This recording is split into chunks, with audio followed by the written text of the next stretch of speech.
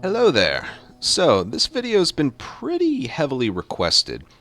I'm going to be showing off examples and reasons for why I prefer running original Last of Us over the remake. I don't think the remake is bad, but for me it's not preferable over speedrunning original. So this isn't going to be a video about, things I don't like about the remake. It has nothing to do with whether I like it or not. This has to do with professional gameplay. Kind of like the no return video I just made. It's coming from a perspective specifically on playing professionally. So I'm going to go over some things that it's just more preferable for me to run original than remake. It's been getting asked a lot lately. Okay, let's start off with our first example, and that is sprinting. Alright, I'll use the tunnel as an example. So firing a bullet here doesn't get you alerted, it just allows you to sprint.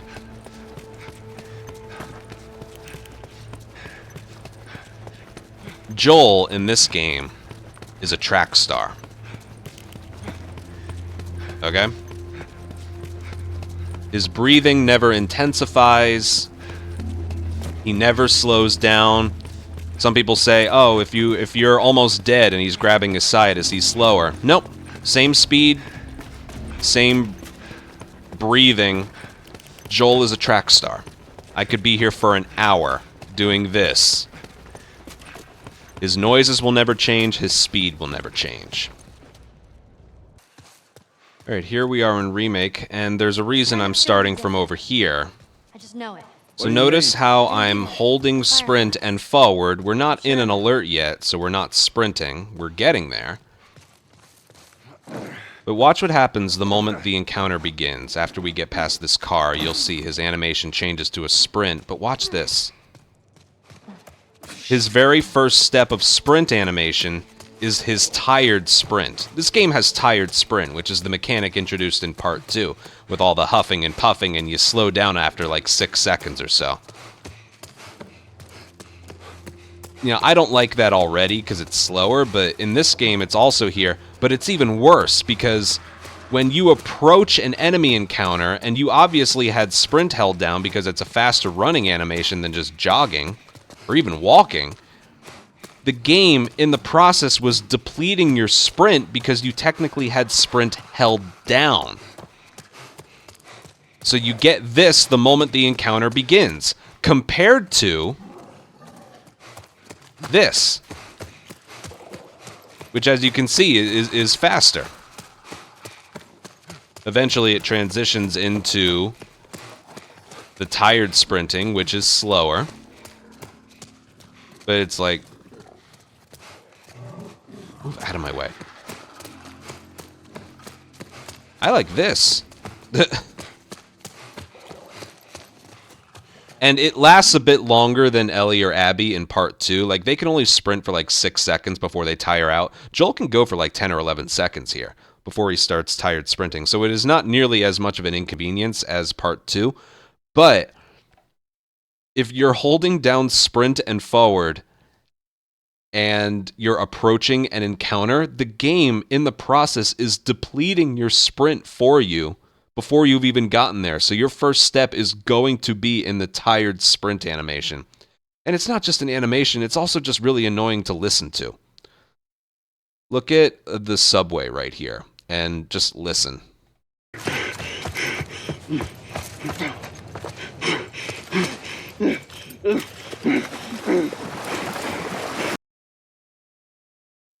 That's not fun to listen to. If you enjoy listening to that, then the internet is definitely the right place for you. But yeah, tired sprint is just a straight up annoyance in this game. I prefer when Joel's a track star, not just for the speed, but you don't have to think about it. Yeah. All right, let's go on to the next thing. Back to original. Next thing we're going to talk about is hand-to-hand combat. Melee. As you're going to see, it's a lot faster in this version. Watch. Just mashing square.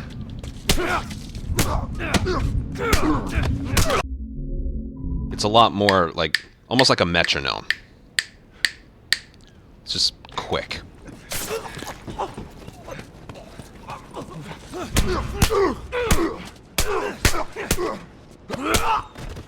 That was a pretty good example right there. Anyone else? You want some?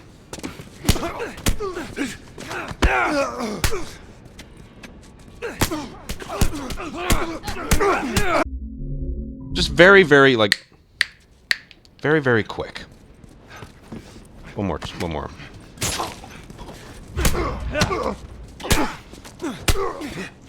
Sometimes they dodge out of the way. I think you get it, right? Very, very quick.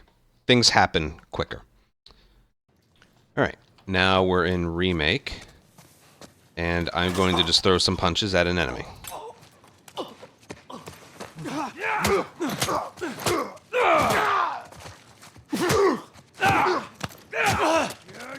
So while it's not like the worst thing in the world, you can see how much slow... When you put them side by side, you see just how much slower it is.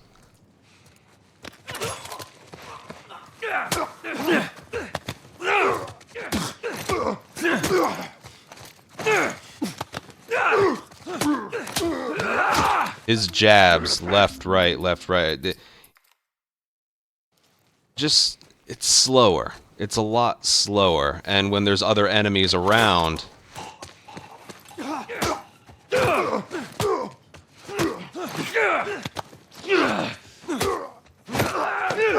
I think you get it. Some of the punches are just much, much slower. So we rely more on like sprint punches to work around that, but when you actually put them side by side, it's like I described it almost as like a metronome. Here it's just like it's almost like one punch a second, which sounds fast on paper, but then when you put it side by side to what we already had, it bleh. Yeah, melee is not nearly as much fun in this game. All right, next thing. All right, back to original Last of Us, and this one is a bit more of a nitpick, as it's not that big of a deal, but I figured I would include it anyway. So when an enemy is one swing away from dying, either because of depleted health, or I had just stunned it with a brick or a bottle, the swing that Joel does is a very, very fast and responsive one. He doesn't really have any slow animations with regards to an execution swing. It's either like a... Actually, you know what? I'll show it one without a swing. I'll just... 1, 2... You see the fast swing he did there? A really fast right-handed swing. And on a swing like that, you saw a really fast left-handed swing as well. So that's a fast right-handed one, a fast left-handed one. He has one that's a little bit like over the top on an enemy that's like on the ground a little bit. But the one he likes to do the most is the fast left-handed one. Unless you're doing a sprint swing as well. I'll show that one off too. See, there's that left-handed one. He likes to do that one the most.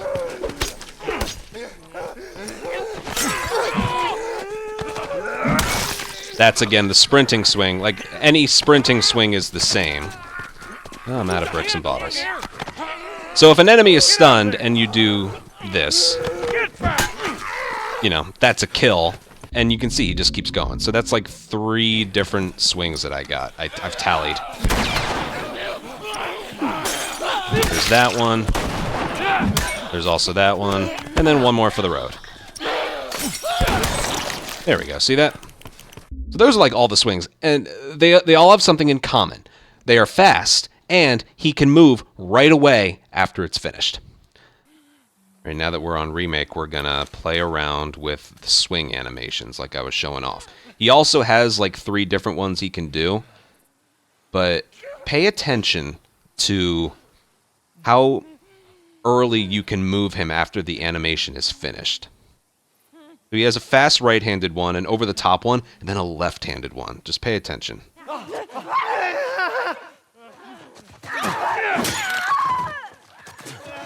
See how long it took to move him? That's a good one right there. And that one's not bad either. I'll just waste the bricks and bottles that are here.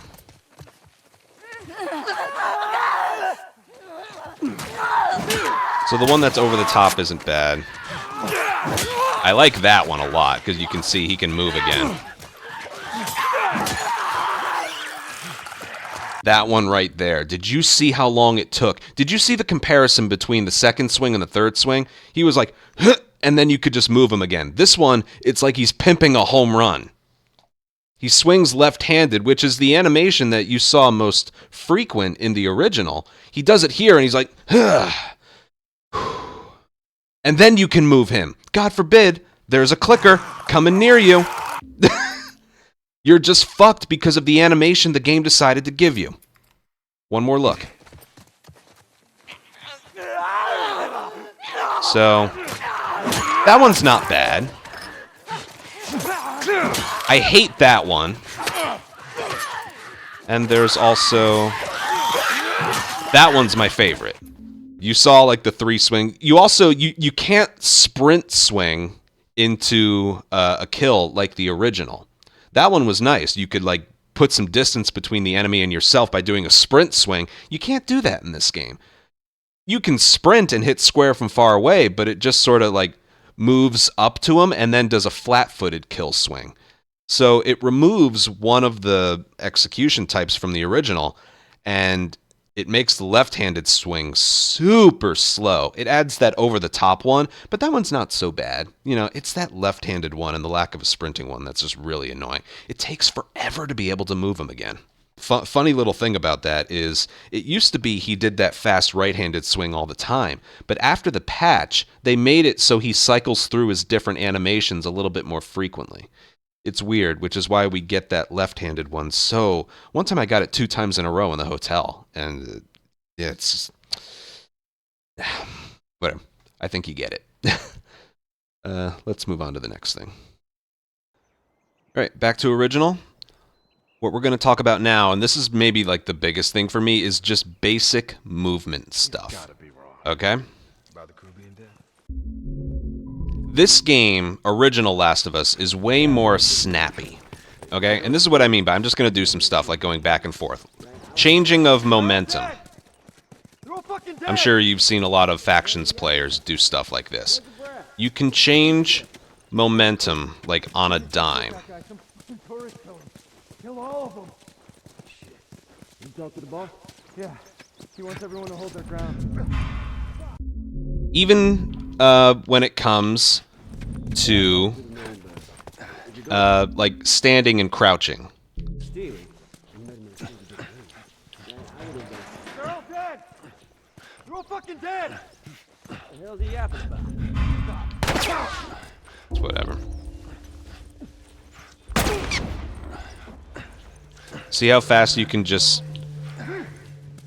The point I'm getting at here is your inputs are like...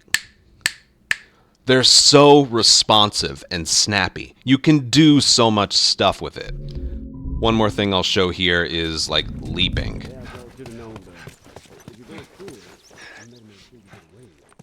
Wait for this guy to pass. Now watch this.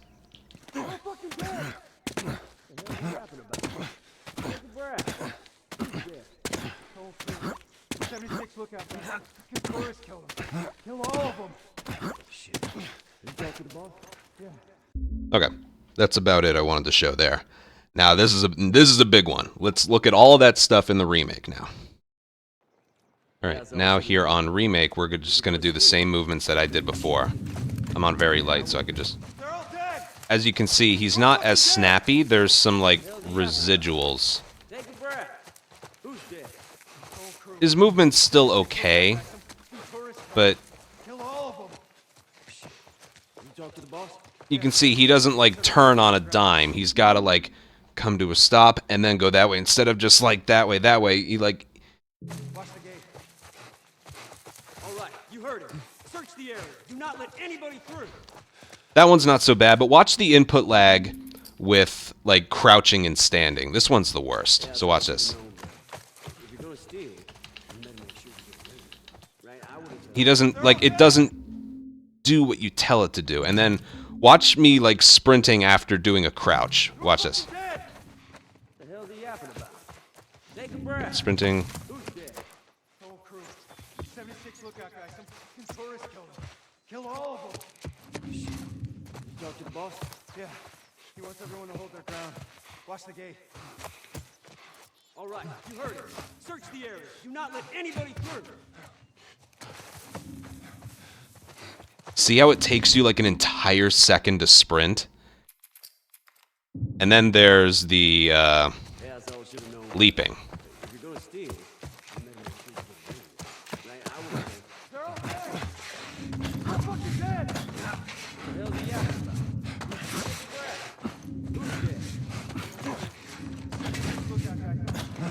Which again isn't bad, but You talk to the boss? it's not nearly as snappy. You heard it. Search the area. Do not let anybody through. It's this one mainly that's just like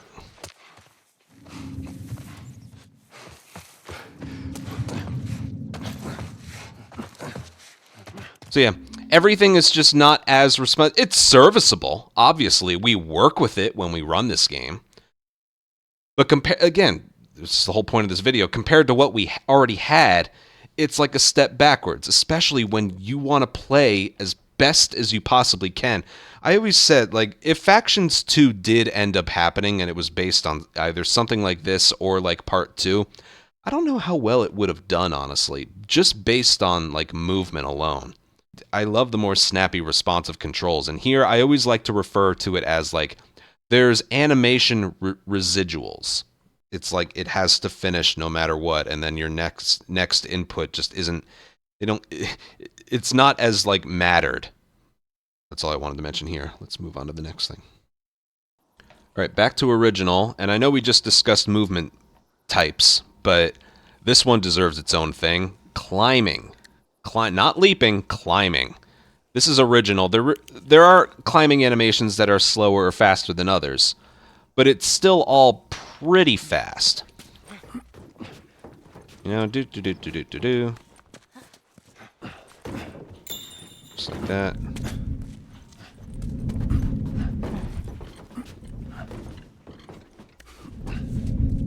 There's something over there. Be careful. Just gonna get rid of one. Just.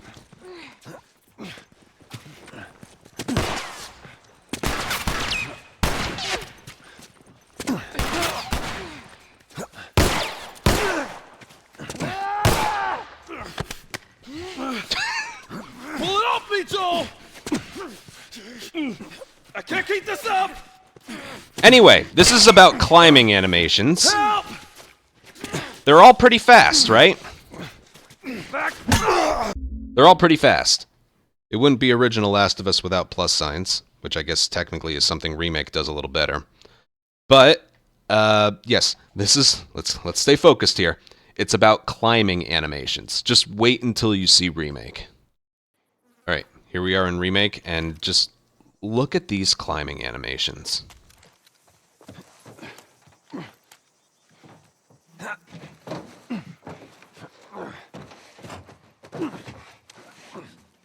And God forbid there's enemies around. This way!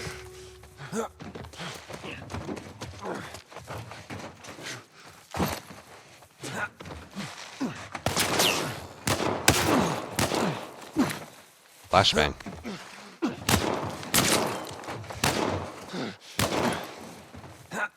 Look how slow it is. And with enemies around. Imagine this is grounded. He'd be killed like 9 times already.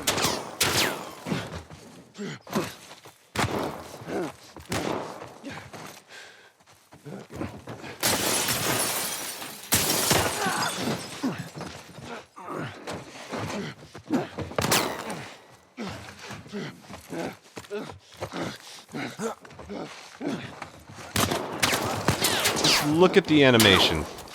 And I don't know why I'm getting flashbanged over and over. I think you get it. The animation itself is bad enough, but to make things high enough so that he would do that with enemies around. My God. A way to make it not as slow is to like press up against the object and then hit X, but that second and third climb is still that slow with enemies around. It just pisses me off.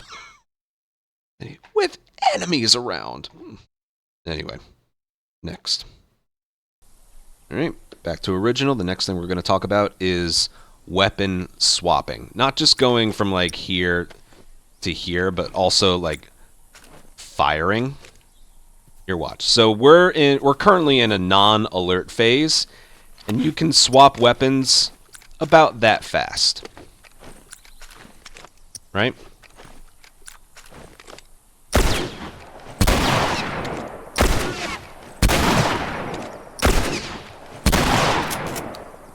It's pretty fast. And... Oh, you got bullets to spare? Oh, shut up. When you're in an alert phase, it's even faster. Let me show you. Right now we're in an alert where we can just like sprint around whenever we want. So this is the speed you can swap while you're in like I know we're not alerted, but his animations are in the alerted phase. So watch this.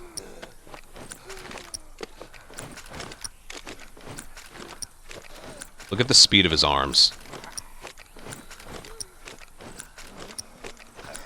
This is some old retro gaming that we're missing out on with modern stuff. Look at this. And if you fire these weapons... Yeah. Yeah, you can even... Let me show off like how fast you can fire a shotgun. Look at this. Same thing with the revolver.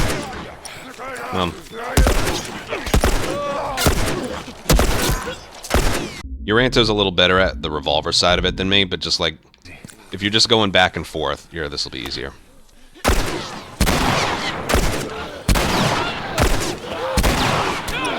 Of course he gets a plus sign. Of course he gets a plus sign. That's another running theme with this. But yeah, shotgun. Revolver, which is a little bit harder to do than the shotgun, but... And just swapping from one to the next in general.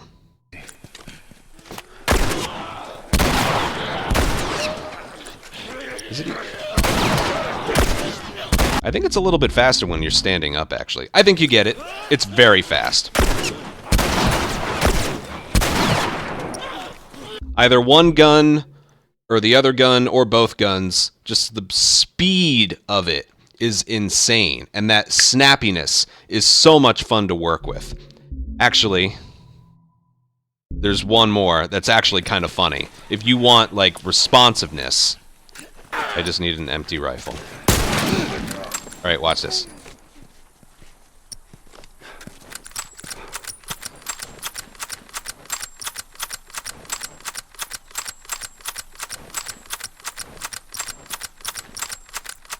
Like, the very moment that it's selected, it goes for the reload right away, which means you can just...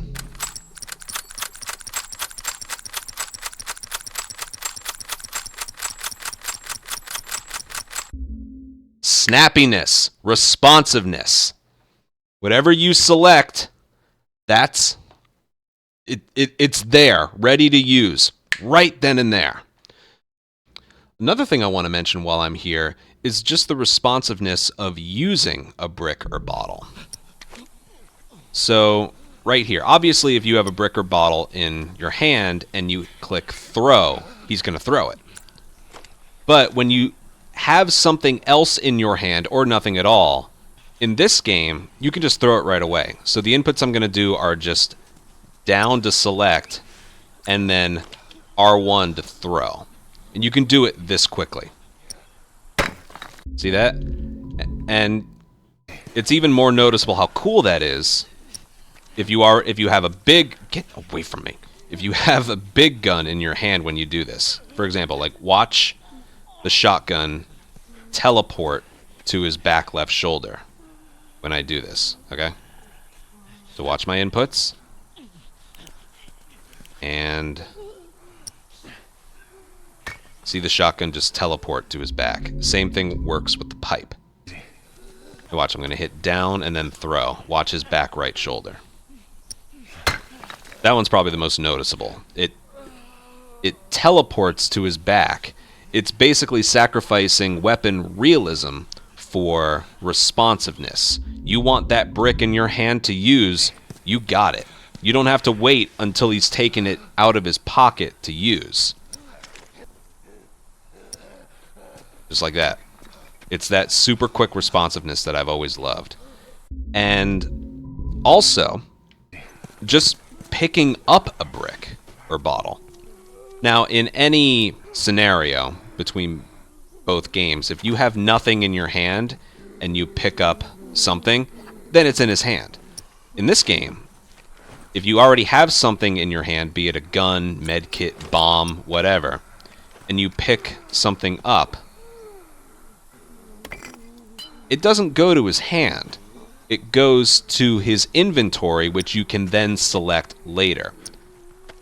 I've always liked this mechanic. So, having something in your hand and then selecting a brick or bottle, you still have what you were holding in your hands when you picked that up. You now just either swapped or have a bottle in your inventory, which you can use later. I always like that.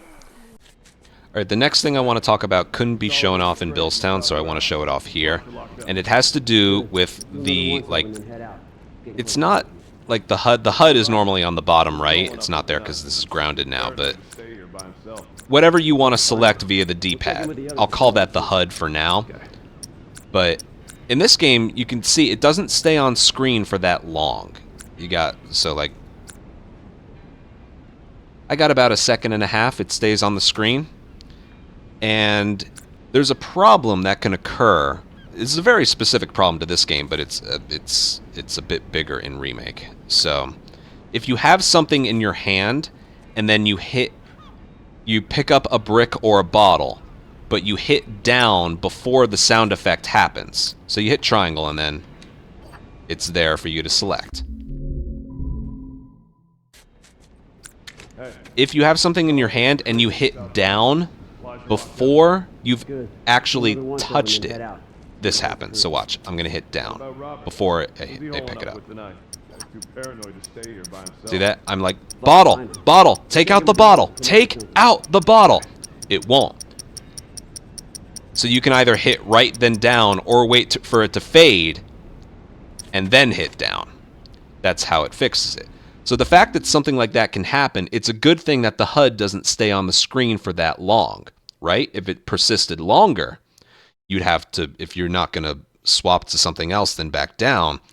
It's a good thing it doesn't stay on the screen, because then you can just hit down without really thinking about it. So again, it's really easy to do, too. If nothing's in your hand, hitting triangle will put the bottle in your hand. But if you have a gun in your hand, and again, like I showed the timing earlier, hit triangle, wait for the sound effect, then hit down.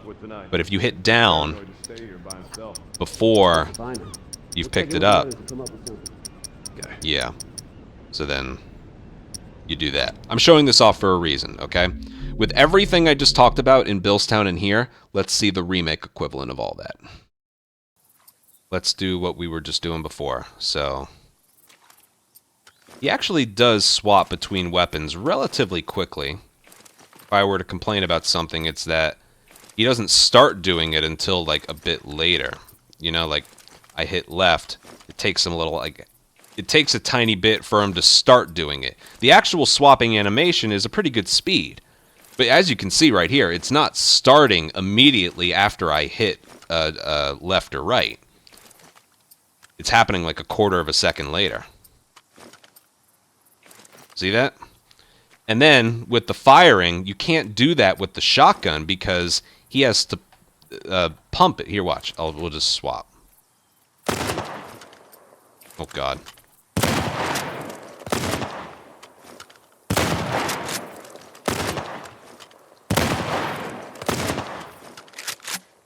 And then there's that whole mechanic, too.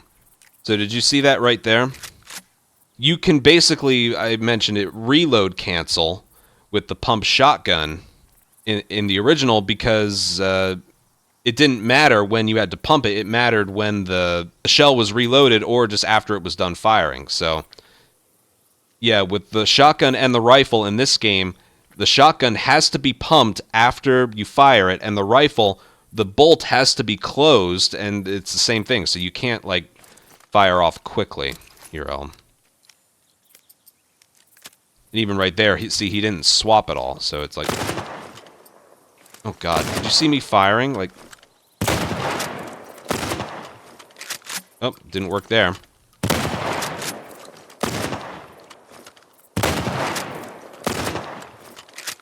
See that? It's a mess. You can't you can't do all like the sneaky weapon swapping things that you were doing in the original. I'll play around with the speeds of that during an alert. Maybe his arms are a little bit faster there. You saw how much faster his arms were in the original. So let's start an alert. I'm on it. There's the tired sprint I had just mentioned. Remember that? He started the encounter in tired sprint because I had sprint held down approaching it. His arm speed kind of looks the same. Yeah, so his weapon swapping animations are pretty much the same speed. Which means this isn't going to be any faster.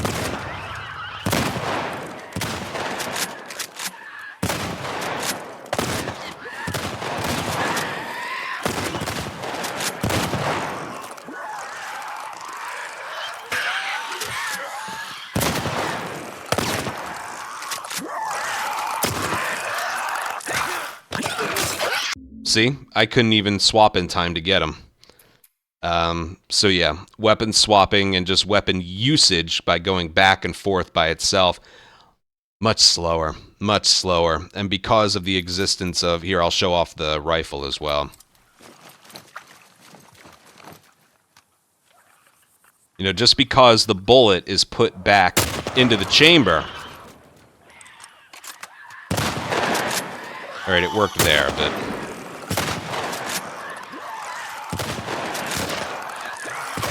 See that? The reload was never finished. The reload was never finished. Alright, it was there, but...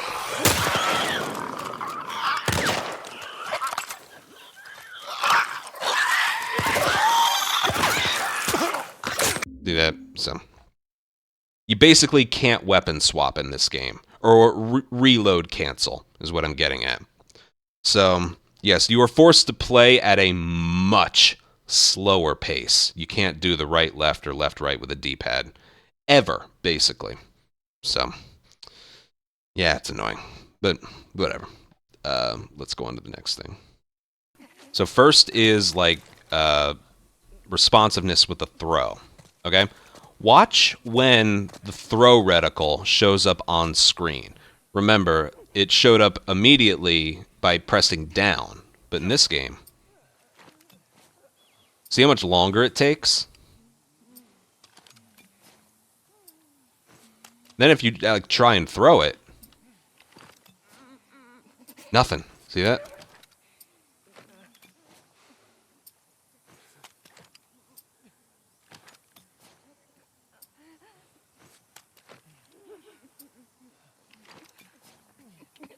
Doesn't that suck? I hate it. I hate it. It's not responsive. And that even got me on my very first playthrough. I have the footage of it right here. A lot of views from 3 years ago. Look.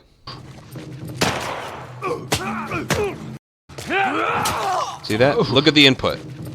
I swap right there, and then he still isn't able to get a throw off in time. He's not able to get... He has the bottle in his hand. Whoop-de-fucking-do. It's that wait from input to being able to do something. It's just so annoying. I think it's even worse if I have, like, a left holster thing. Oh, it's even slower if you have a left holster or a melee weapon, because he's got to put it on his back.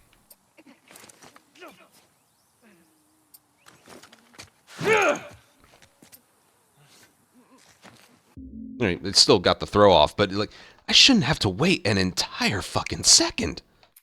That sucks. Easy. Right, yes, I'm very unhappy about that.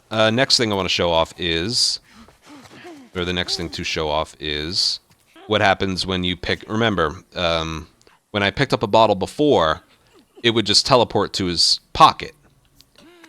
Now it's forced into his hand, and the shotgun is teleported to his back. Or whatever you had in your hand prior is teleported out of you. Scary. So here, I'll do medkit.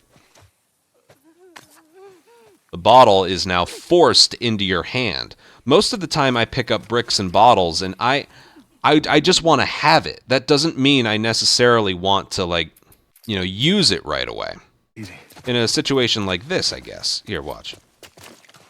It's like, oh, enemies. Oh, a bottle.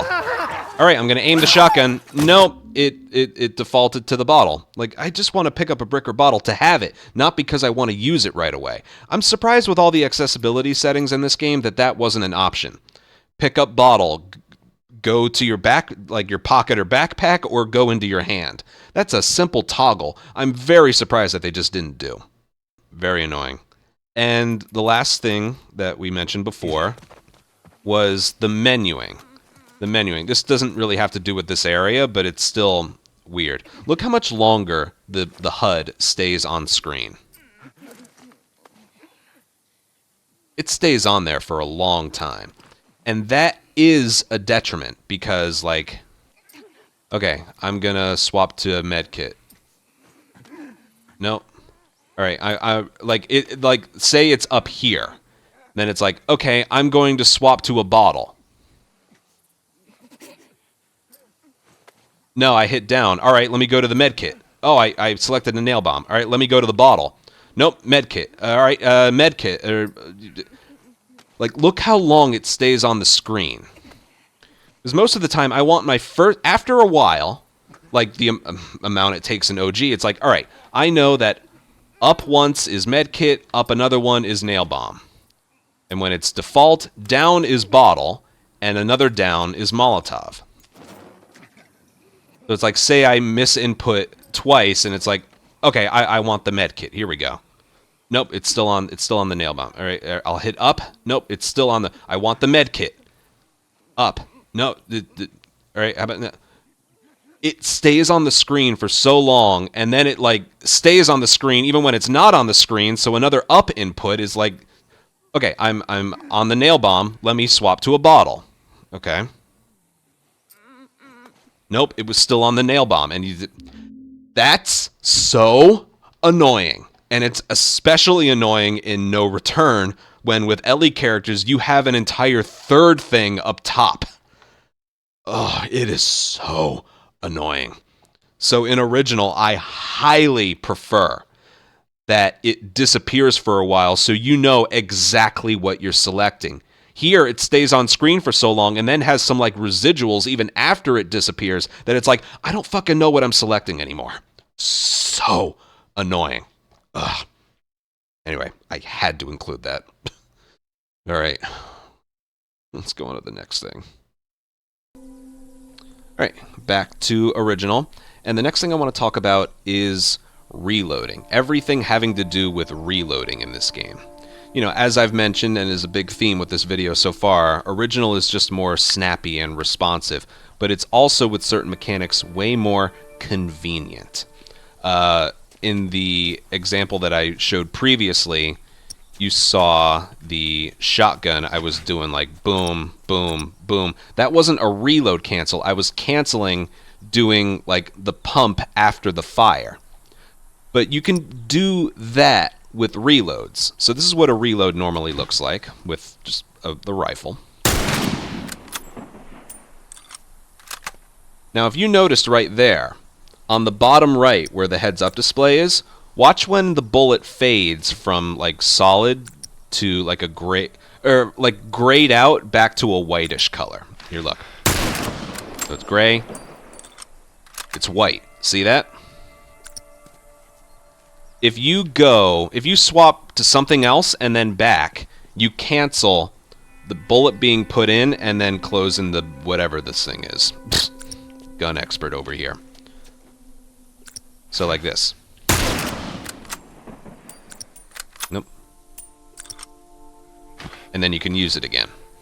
You can do this with pretty much any gun in this game, basically. The El Diablo, I know, The reload isn't finished until every animation is finished. With the pistol, we don't really do a reload cancel with this one. We sort of do it with the revolver sometimes, but the rifle and the shotgun, I would say, are the biggest ones that we do it for. Left holster guns. I guess I can do it here. Try and do it here. Yeah, we don't do it much with the pistol. The rifle and the shotgun are the biggest ones we use it for. See that? Here. Just like that. Another thing with reloading is you can reload no matter what Joel is doing. If he's leaping, short climbing, or climbing like something big, he'll keep reloading. Here, just watch. See? He's reloading the whole time, okay? How he's climbing, I have no idea. How he's climbing, I have no idea, but I don't care, okay? Same thing with the pistol.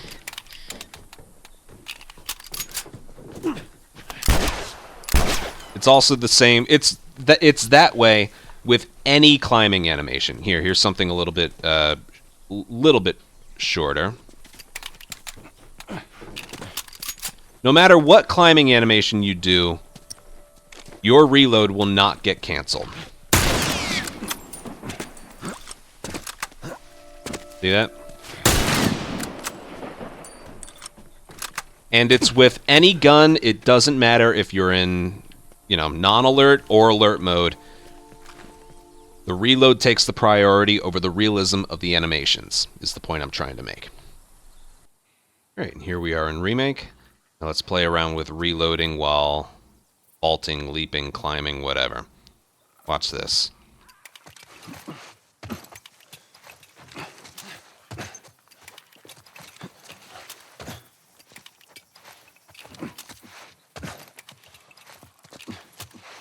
It's so annoying to deal with. What's even worse is this.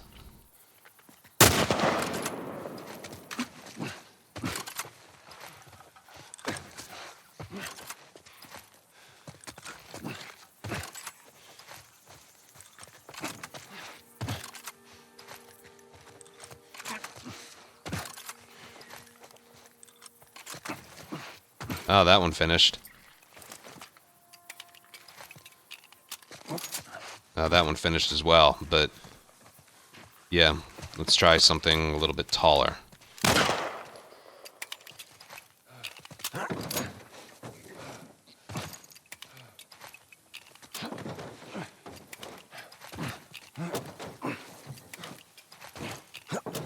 If this is annoying to look at, imagine how annoying it is to play.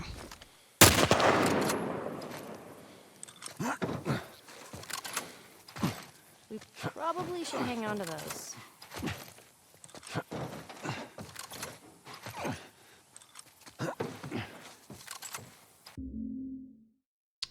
Yeah, I think you get it. You cannot leap, vault, climb, do anything while you are reloading, which is peak realism, but in terms of being able to do things in encounters, I could just cry. I could just cry. Next. Alright, we're back to original, and this one's... I love this mechanic. Look at all this stuff that's here. If you hold down triangle, you can pick like all of it up at the same time. Watch. Just all of it. And his hand is like a vacuum. Here, look. Blade and a rag and a binding right there. Hold triangle. It's all picked up. Look at this. Toolbox. Parts. 3 arrows. Hold triangle. It all gets picked up. It's used in factions and the toolboxes as well. I've always loved this mechanic. Super convenient. Realistic? No, but I don't give a fuck about that. That's just so satisfying to look at.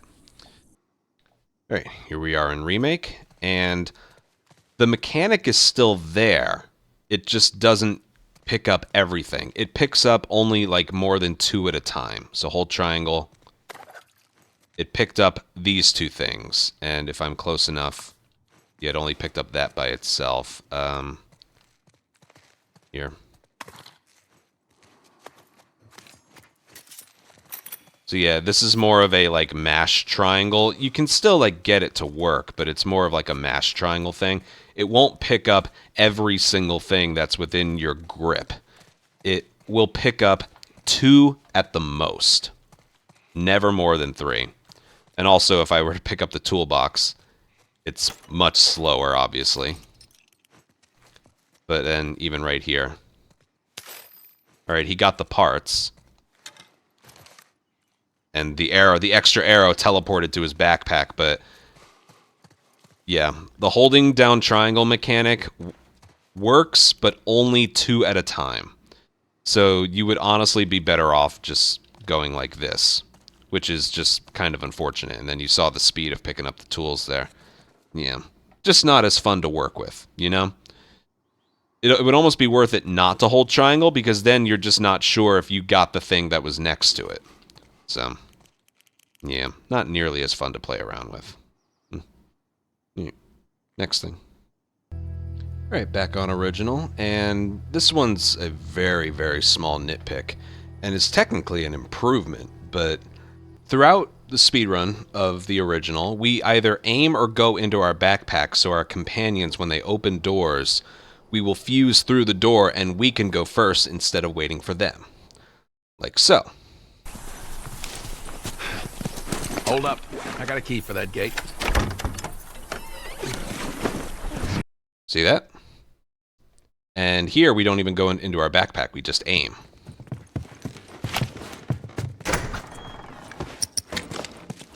We even do it in the very next part with Henry. And right here, we go into our backpack. And he opens the door so we can go through. I think you get where I'm going with this. It's not in Remake, but I'll show you anyway. Alright, here we are in Remake, and I'll try and do that strat, but I don't think it'll work.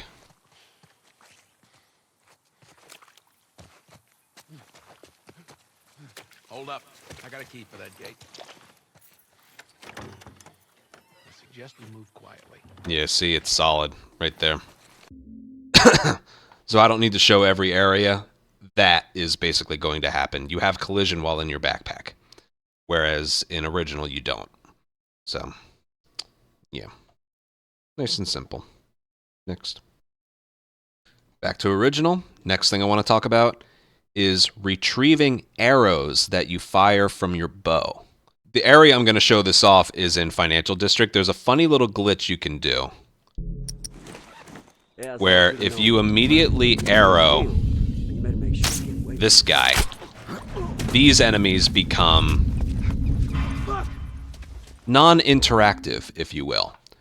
That's not what I'm showing off. I want to show off the yield of firing arrows at enemies. This seems to be a good spot to do that. I have 4 enemies that won't attack me, and I can see if an arrow I fire breaks or not.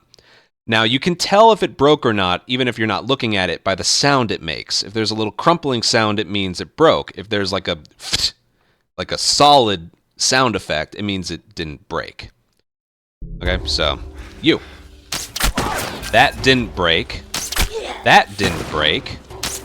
That didn't break. That did break, but, you know, that was a good, like, 80% yield. Let's try it again. Yeah, that's all I should have known, but if you're gonna steal, you better make sure you get away with it. That one did not break. That one did not break. That one did not break. That one did break. That one did not break. So you can get back, like, a majority of these. Let's see if I can... That one did break. This one, I believe, didn't. Yeah, it's right here. In original, I'll talk while I play, you can rely on getting a majority of your arrows back. That one did not break. That one broke, but whatever. Did not break. Did not break. Did not break. Ellie killed him. But again, you can just retrieve all of these. I'm not saying you get... It feels like you get arrows back more than half the time. The first yield was like 80%. The other one was... There's nowhere you can aim. Like, aiming at a particular spot and having the string pulled all the way back does not increase the consistency of it not breaking. It is RNG, but in original Last of Us, you can get your arrow... You can rely on getting a majority of your arrows back, which we do actually rely on in the speedrun itself. All right, now we're in Remake. I'm going to pick a different spot to show off the arrow thing. Just this week. Hey, I'm not complaining. I bet you're not. We done here? I got him. Whoa! Holy shit! Whoa! Okay, both of those broke.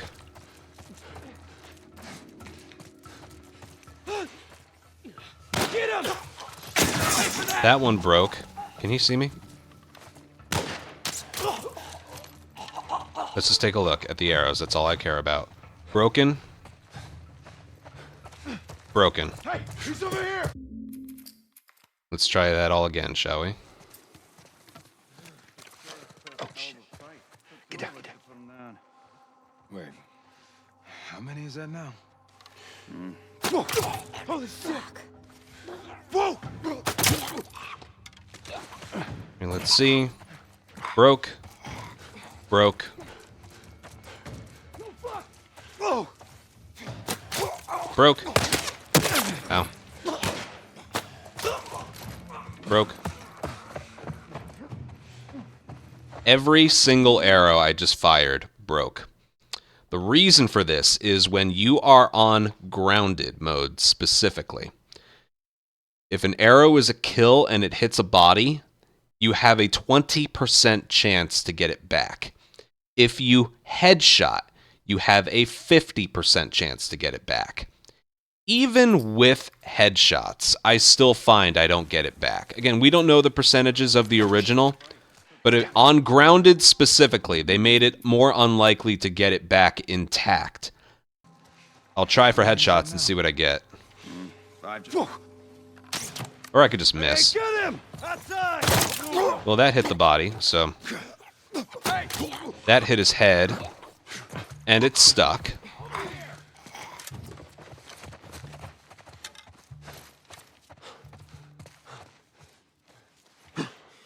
He's over here! That hit the head. I'm pretty sure it broke. That hit his head. Look, broke on the headshot. Broke on the headshot. Even with the fucking 50%, I still don't get it back. So basically, it's...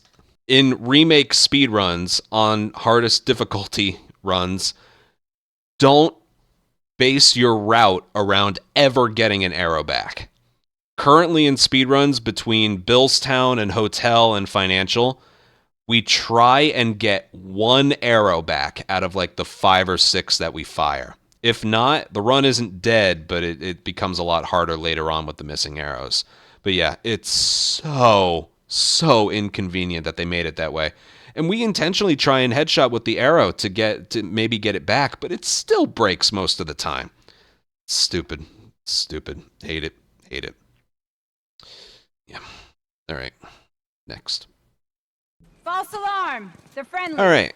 We've been Back dealing to with original, and we are in the dam. It's been quiet for a few days. What the hell are you doing here? Take a look at what I'm doing right now. Been trying to bring the plant back to life. We had it working before. But one of the Do you turbines- see what I am selecting? Well, not what I'm selecting. Do you see the fact that I am selecting things No way. You guys have horses? and swapping A whole things? lot of them. Let's check if my revolver's reloaded. Sorry, I'll be right It back. is. Let's check if my pistol's reloaded. Yeah, of course. We like It to is see not. those ears. Let me do that. Ride one? I actually have. Let me check if my rifle is reloaded. It is not. Let me do that. You know, if you want, we can. Okay. Well, that was convenient while I'm waiting for them to just finish talking. False alarm! They're friendlies. We've been dealing with raids. All right, here we are. Bandits Remake, recently. Been Dam, quiet for a few and days. What the hell are you doing here? I thought I'd find you in Jackson. Been trying to bring you the plant back can't to life. swap working before. your weapons One of the turbines or was check if they're reloaded. The only thing you can do is We'll get it craft, running again. and that's No about way. it. You guys have horses. We got a whole lot of them. Hey, Tommy, give me a hand with this. This lasts for the entirety of the dam. Why is this a big deal? Because you have a very difficult encounter after this. Shit, bandit, stop him. Don't let him into the building. That encounter. That's a bitch of an encounter. What guns are in what holsters? How much ammo do they have? Are those guns reloaded? Right back. I don't know. Yeah, of course. I don't know. Thankfully, in the speedrun, we work with that so it doesn't become an issue, but this is just shit. And I'm sure the logic is like, You know, if you want, we can take them right. well, you're around allies. There's no reason to take out a gun. It's like, yes, but you don't give us any time to prepare for the next encounter. There. Look, I can't do anything. I can't do anything. Earl? And it's so annoying. There's a difficult encounter waiting for us later. I don't like it. Yeah. Next. Alright, back to original. And this next example I'm going to show is a very, very strange one. Original is better than remake in this very weird category here. So, when it comes to the save files, this is my completed, grounded file that I load up before I practice any area, because it remembers all the crafting ingredients, bombs, guns, and ammo I had approaching each area. It even remembers what guns I had selected in the left and right holster going into a certain encounter or chapter. For example, I know for a fact I left truck push, so Billstown's truck push, with the rifle in my left holster and the pistol in my right holster.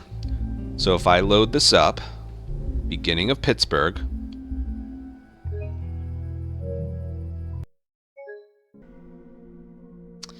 you know,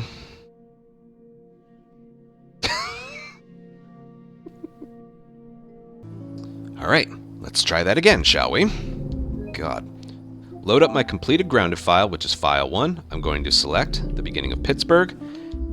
And I did I misspoke earlier. In this file, I left truck push with my shotgun in my left holster and my revolver in my right holster. That's what I ended truck push with.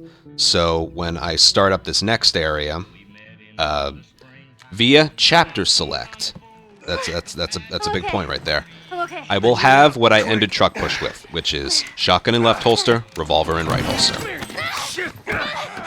Watch out! Alright, so here we go. As soon as I gain control over him, I have shotgun and revolver. When I'm doing speed runs, I swap out to rifle and pistol if I got it dropped in Billstown. But here, I start with shotgun and revolver and then swap from there.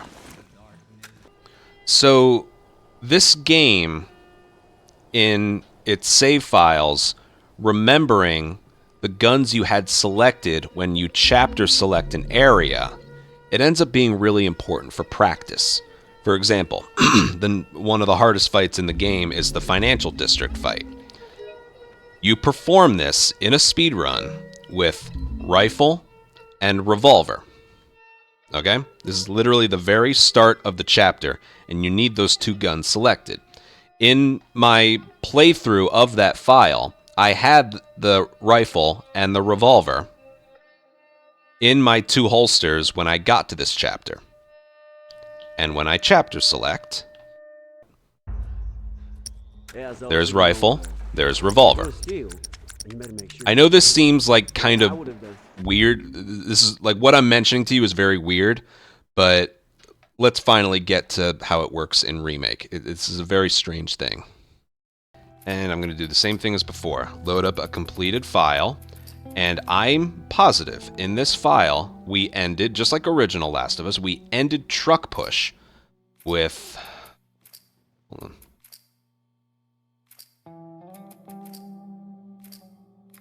We ended truck push with shotgun and revolver.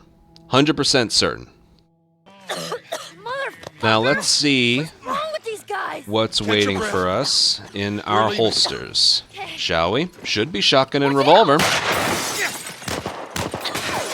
Stay down! No, it's rifle and pistol. Why? That's weird. Here, why don't we go to a different encounter? Do the same thing, load up my completed speedrun save file. And we'll load up a different area, financial district. Now, obviously, I entered with rifle and revolver, right? Obviously. There's no other scenario where I would not enter with that.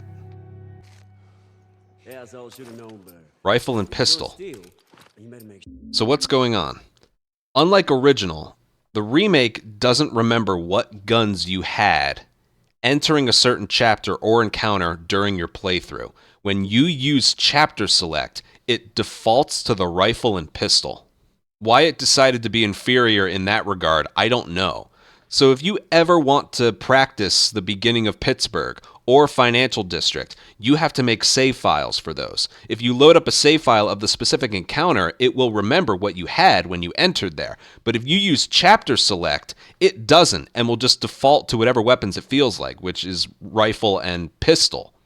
The original chapter select remembered what you used. This game doesn't. It's weird. It's an inconvenience, really. Also, there's this weird thing right here in the hotel kitchen area before Financial District. As you can see right here, I have rifle and revolver when I enter this scene right here. And when I'm finished, it gives you the pistol instead. That's not what happened in the case of this save file. It's something that just happens right here.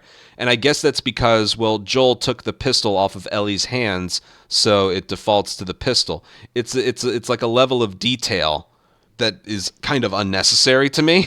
This whole thing just really inconveniences practice. And I think you get it. It's weird and strange. Yeah. On to the next thing.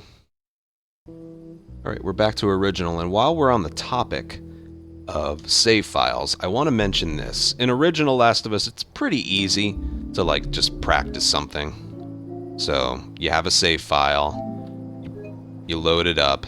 There's a little problem with autosave in this game, so you immediately have to save it under a different file once the area loads in. Like so. That way it doesn't overwrite it. And then you can practice an area like you would see it in a run. Like when you're practicing an area, you don't want to do a restart encounter to practice over and over when you might be given an enemy alignment that you're not going to get in a run where you wouldn't have done a restart encounter. So when you're practicing an area, most of the time you want to do like save files and load those up instead. And when you do that, you're given the exact same alignment that you would see in an actual speedrun attempt, no matter what. This is a very strange remake problem, but look at this. All right, we're on remake. Now watch this. I'm going to load up the start of Pittsburgh. I had just closed the game and opened the game, so this is the very first file that we're selecting. And I'm going to try and perform it the best I can to show off what I want to show off. So we're going to get an alignment of enemies that are pretty much exactly what we would get in the speedrun itself. Okay? So it looks a little something like this. One, go over there, get him, and then get him through the window. See how I got him through the window? Yeah. See how I got him? The guy in the window, see how he was running this way, and I got him just at the last second as he was running left. Let's load up that file and practice it again. You don't want to practice it from a restart encounter because that's not what you would get in the speedrun. Let's do it from the save file. What's wrong with these guys? Catch your breath. We're leaving. Watch that third enemy specifically. Watch out! Stay down. Then we get 1, 2. He's not going by the window. He's right here. Ow. Ow. That enemy did not go to the left like he was supposed to. Maybe it was a fluke. Let's just try it again. Clearly that was a fluke, right? Catch your breath. Well, We're leaving. I think you get it. It's not a fluke. It's something with this game. The enemies are supposed to do something. Stay down. He wasn't doing what he was supposed to. 1, 2. He's not going that way. Eventually he does, but even then he's running in like a slightly different spot. It turns out, when you practice an area once via a save file, you get what you're going to get in a speedrun. If you practice that same area again consecutively, you get something a little bit different. It's weird. A way around it is, if I want to practice like Pittsburgh properly, I'm just going to load in a different save file. Okay? Okay, we're done with that. Now let's go back to the other one. And now it should be okay. What's wrong with these guys? Catch your breath. This is not specific to this area alone, by the way. Watch out! Not every area, but not just this one. Stay down. So, 1, 2, Oh, man. 3. There he goes. See that? Let's see if I remember how to do this. Get him. Yeah, perfect. Yeah, see that? So for some areas in this game, practicing an area via a save file isn't good enough on its own. You have to load in another area and then load in that area again. I'm positive that the part right after Callus dies is another area that works like that. Super weird and super inconsistent. But at least the knowledge is out there. That's how it works. And I don't believe anywhere in original has that same concept. So it's just bizarre and weird and inconvenient. Yeah. On to the next thing. All right, back to original. And what I want to talk about next is when you pick up your first something, Molotov, medkit, shiv, nail bomb, smoke bomb, as long as your crafting ingredients are empty, and this only applies to your first, you will be given the crafting ingredients of what it's required to craft for another one. So you just saw I had no crafting ingredients, and the tutorial window showed you that that was the first one I ever picked up. Look at that. It just gave me a full rag and alcohol. It would not give me an extra one if I was already full on those 2 ingredients. Okay? Now, if a Molotov and the medkit have the exact same crafting ingredient requirements. If I picked this up, I wouldn't get a rag and alcohol. So what I'm going to do is craft this. Now I'm empty.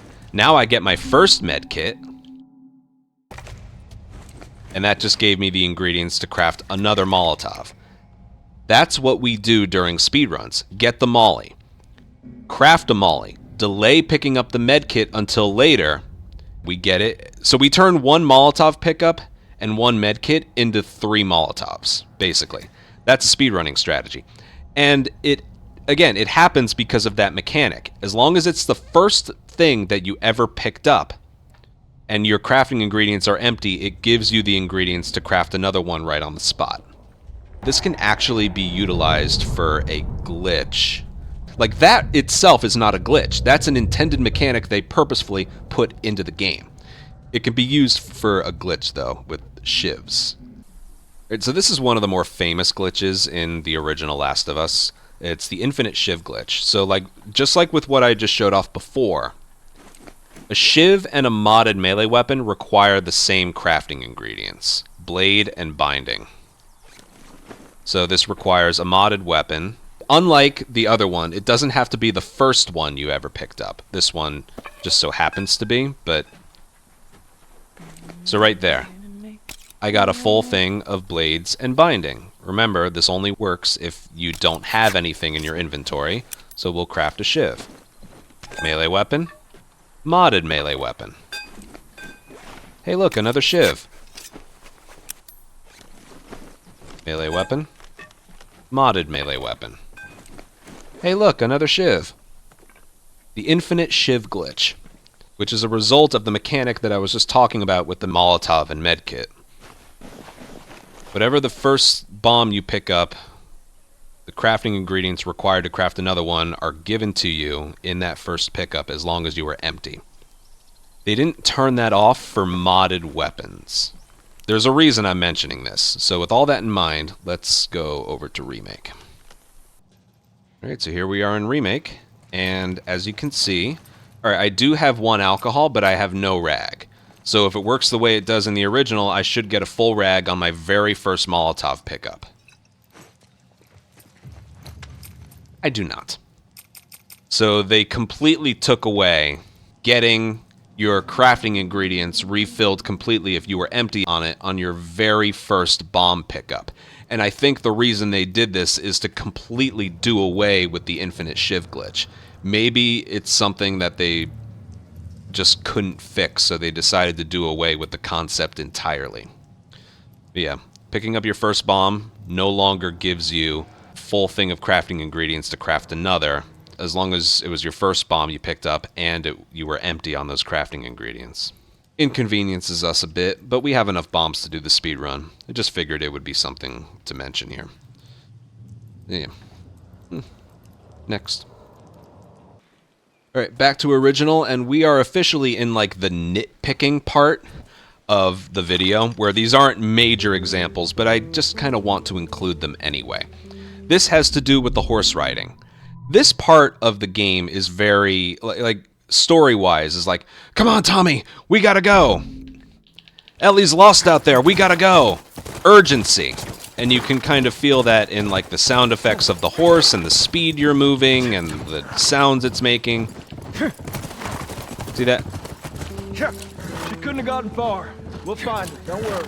By the way, I'm also going to show you a little trick here. If you hold sprint, Joel goes this speed.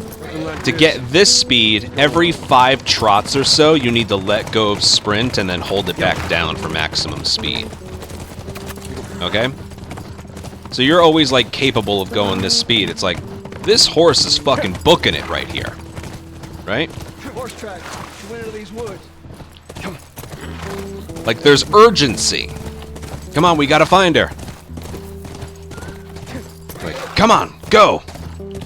There. Then going down this hill.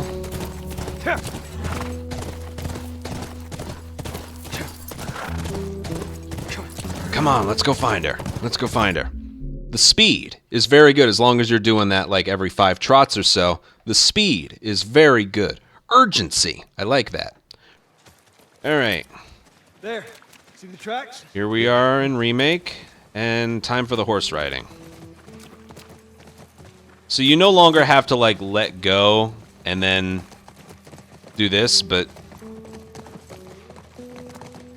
I've always felt like the horse riding, you know, it's slow, but it doesn't feel urgent. It's like, come on, Tommy, we gotta save her. Not far. We'll find her. Don't worry. Stubborn kid. She usually pull these stunts. Nothing like this. What's going on? We're so slow, Tommy even slows down to wait for us to catch up. Yeah, it's like, At least it's pretty to look at, right? Now, I know this doesn't look that slow, Ellie, what are you thinking? but it's still, like, I liked the urgency that the speed of the horse had in... Now, watch this part right here. There. More tracks.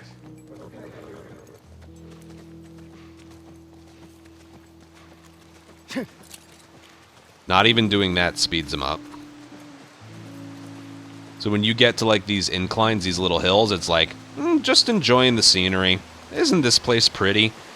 Oh, what were we doing out here again? Oh, right, Ellie! Oh my gosh, Ellie! So the way to actually get the fastest speed on the horse is basically the same as part 2. Hold sprint, hold forward, and very slightly adjust the camera. That's how you get the fastest speed. Here, I think we'll be able to do it here.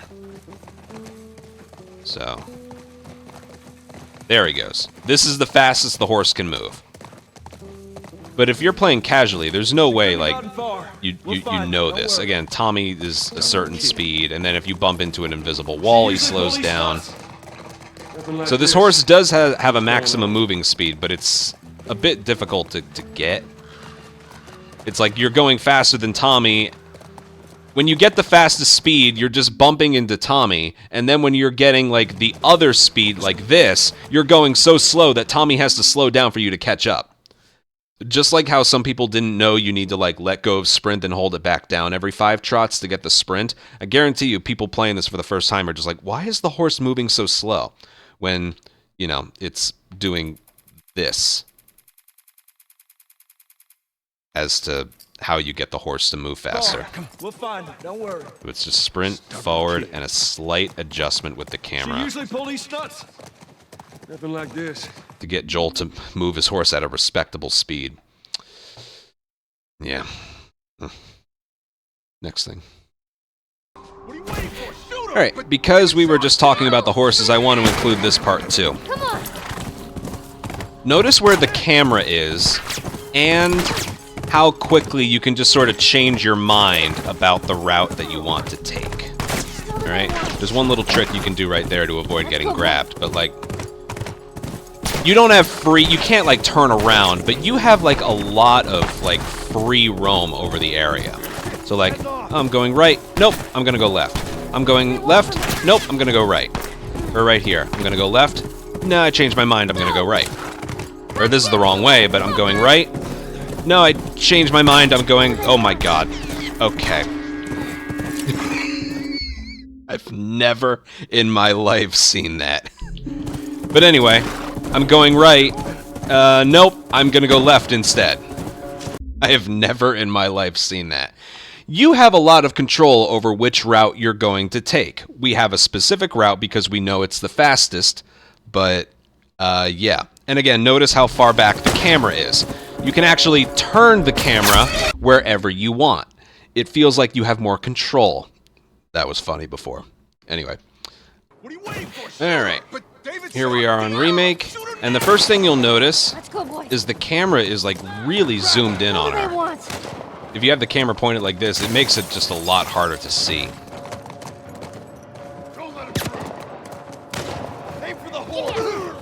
That right there can also be a bit difficult to make it so the enemies don't get on you. So the camera zoomed in, and you can get grabbed there a little bit easier. But the main thing is it's a bit harder to steer. We'll see if I can show this off.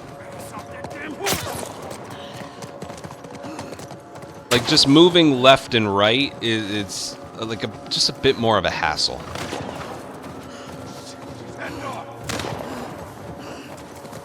Did you see my left stick right there? I was going this way, this way, this way. It stayed left.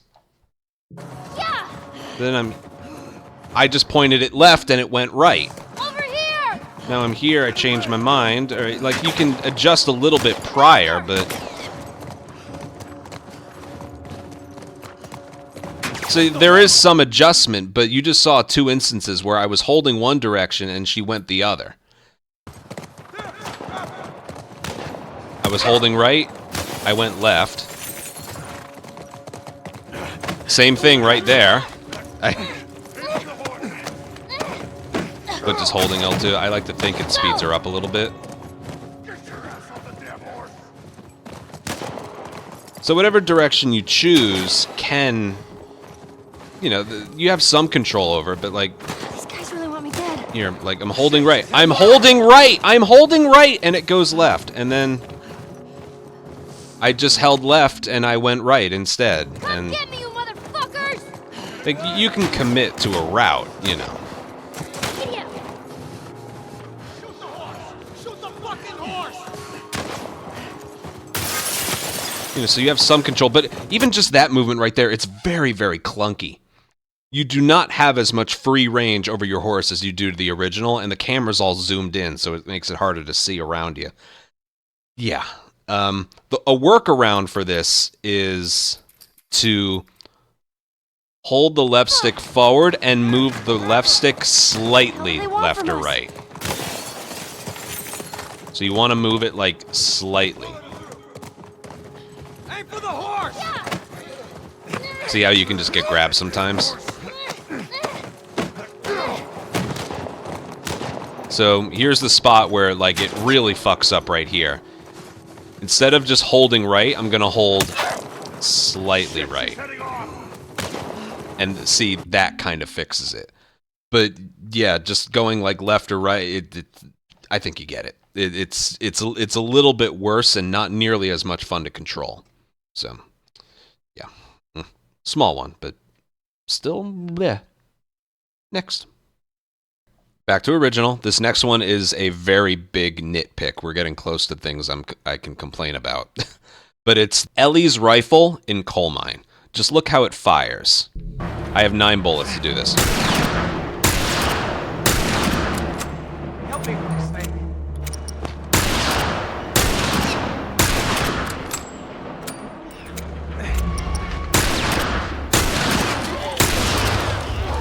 It's fun to use this thing. You got the reload cancel at the very end. It can hold 3, and you can just fire, fire, fire. It's nice. It makes a lot of things possible in this area. I also want to talk about Ellie's switchblade.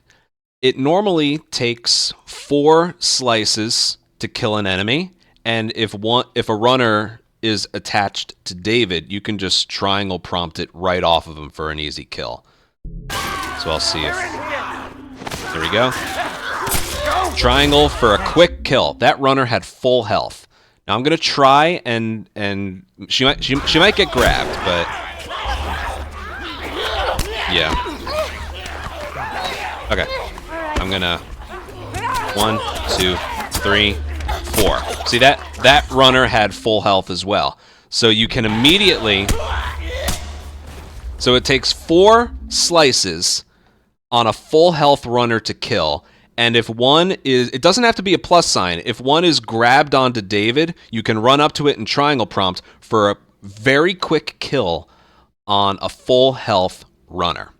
Even a clicker, but clickers don't typically grab onto David that much. It's a bit more rare that happens, but it can happen. Let's hope they don't find him. All right, here we are in the remake. Let's just fire this thing. Now watch.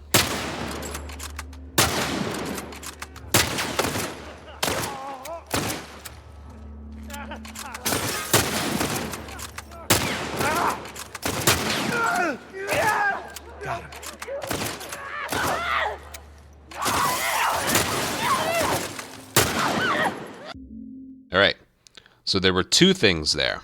1, you have to do the little bolt thing every single time you fire. In original, you saw you could just boom, boom, boom. Here it's boom, boom, boom. Annoying. I know it's attention to detail, but did you see the one at the end? When I had 2 bullets to reload, she reloaded 1 and closed the bolt. Then she had to reload the remaining bullet again. That's still a thing in this game, and it's so annoying. It's a bug that they haven't really addressed, although they have addressed. It's not a thing in the PC version, but it is on console. Sometimes, with Ellie's rifle, you will reload 1 bullet at a time instead of the entire 3 things, or in this case, 2 things. Your remaining ammo, basically. It doesn't really give it away if it's going to happen or not. It's just like, is it going to happen? I don't know. And you saw I was just doing that. We can do this as many times as we want. Here, look. So again, not only do we have to do the bolt reload, there's a full reload right there. All right, that's how it's supposed to work. You got to do the bolt each time. Now let's reload it. All right, the reload worked that time, but the other time it only reloaded 1 instead of both. And when I'm doing speedruns, that's pretty much guaranteed to happen as well. A way around it is we like fire 1 and then reload it, fire 1 and then reload it. That kind of gets rid of it, but yeah, the whole rifle usage during the Ellie portion is just very, very inconvenient. All right, and as for Ellie's switchblade, if this runner can grab onto David, you'll see. You see that? Doesn't work. And then it's just a mess. But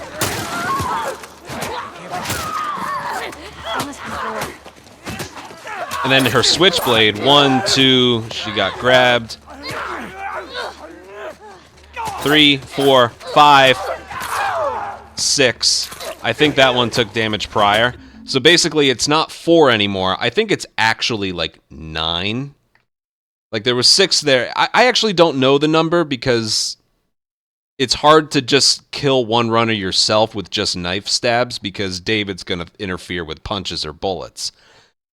But yeah, if a runner grabs on to David, either plus signed or not, you can no longer just walk up to it and then just one button kill it. So that's not a thing in this game anymore, which makes it a lot more... Ugh. And yeah, just basic melee by itself with the blade is useless as well, because it takes somewhere between 6 and 9 stabs to kill someone on their own. And in that time, they're going to grab you more than once, on top of just delivering a bunch of damage. So way more knife swings to use in Remake for a kill, and not being able to one-hit kill one that's already on David. 2 very big negatives there. So, yeah. Womp womp. Alright, next thing. Alright, we're back on original, and I bet you would never, ever expect for what I'm about to talk about next to be in this video. But, companions. Not companions in general, they're absolute dog shit in this game, and are better in Remake.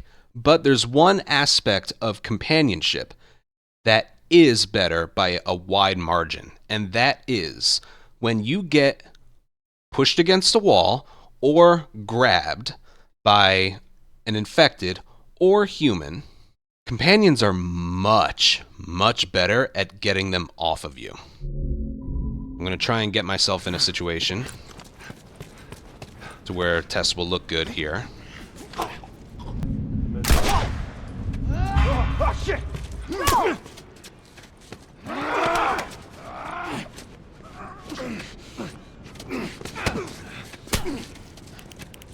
It took a little while. Her pathfinding got a little derpy, but...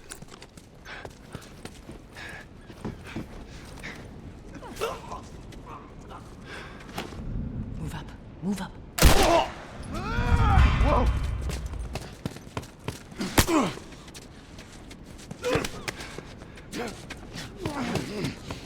I fucking hate those things. Ignore the fact that she thought those were infected. That's a funny thing that this game does. Yeah. If you're pushed against a wall or grabbed, companions, that is literally the only thing that they do well in this game. They get them off of you. Even Bill. Alright, I'm gonna get rid of the clickers. Here's a runner.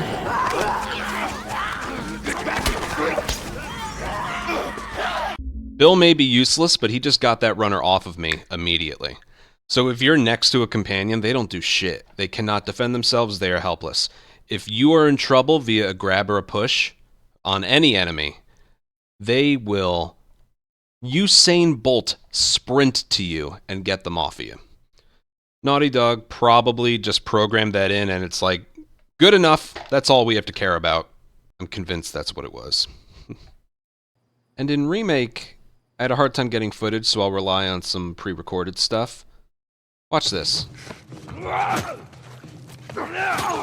Damn you! Where do you think you're going? Don't worry, Tessa's got him.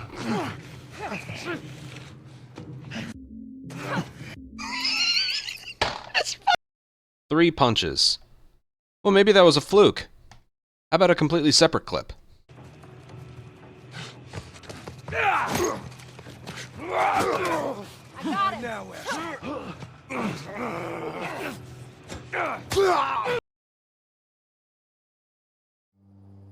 Yeah. With regards to Bill, I've just noticed with companions in general, they have a hard time getting the enemy off of you, like, from any angle. Most of the time it's like, alright, I need to align myself like it's a sandwich. Companion, enemy, Joel. Nope. Oh, shifted too far. Go back, and by the time they get it off of you, you've already mashed square enough to get it off. So that's... yeah. Basically, just companions getting enemies off of you. It's better in original than it is in remake. Strange one, but it's true. Alright, next. Right, back on original, I'm gonna use some pre-recorded footage to show off the next thing. And the next thing is tunnel. This isn't, like, a huge hindrance, but I also want to include this just for knowledge's sake, if you ever wondered what's going on here. So at the very end of the tunnel, there's these raging waters, which you go through by doing... you go faster here by doing this. Right behind you. Wind my back.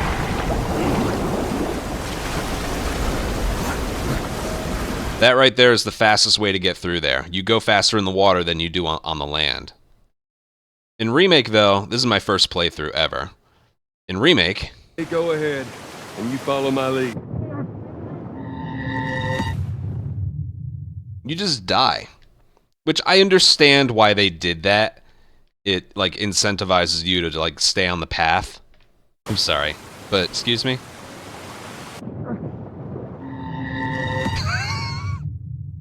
It still kind of looks ridiculous, but, yeah. If you've ever wondered why we don't go in the water in Remake, that's why. You just die. So, you need to stay on the path, which is slow. Next. I'm going to use some pre-recorded footage to show off what I want to explain next, and that is the upgrading tables. This one, I'm not going to spend a lot of time on. It should be pretty obvious where I'm going with this. Again, we're talking strictly from a speedrunning perspective, okay? Original Last of Us.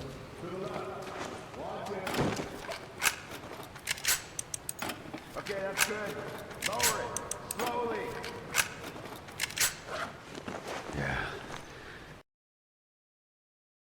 And Remake.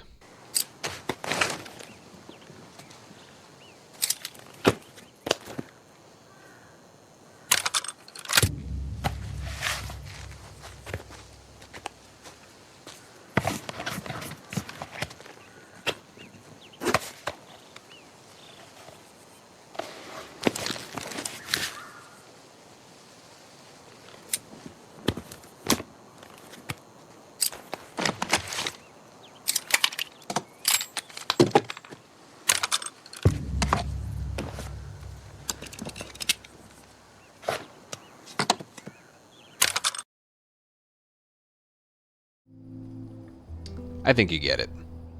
Those upgrading animations, casually, are not a bad thing. I actually like them. But when you're doing a speedrun, eh. So automatically, for Remake, we can't upgrade any weapons. We just can't. We do not have that time to spare. Not even in the dam. One cool thing they could have done is, if speedrun mode is on, then you get the upgrade animations of the original Last of Us. That's not a thing, but it's something cool they could have done to accommodate for speedrun mode, but oh well. So yeah, like I said, that one's pretty self-explanatory. But, yeah. Next thing. Alright, back to original, and what we're going to end this video on is everything having to do with enemies. We've talked about Joel and Ellie, we've talked about the game in general, but now we're going to talk about enemies. And we're going to start with their senses. In original, their senses are a lot more forgiving. Now, I am playing on Grounded right now, hardest difficulty. Watch this. Yeah, that's all I should have known. Don't steal. Better make sure you get away. Nothing. Yeah, that's all I should have known. If you're gonna steal, better make sure you get away. Right? I would have done. They're all fucking dead! What the hell's he yapping about? Take a breath. Nothing. How about right here in the slums? I meant to tell you. Move up. Move up. Nothing. Now, what is interesting is you are given an alert and punished if you just sprint for too long.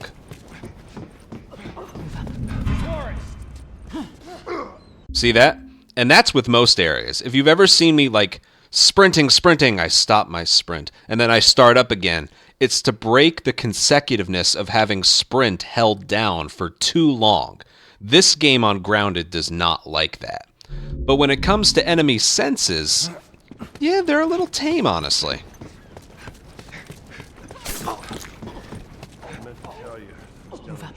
It's only when you sprint for too long do they know you're there.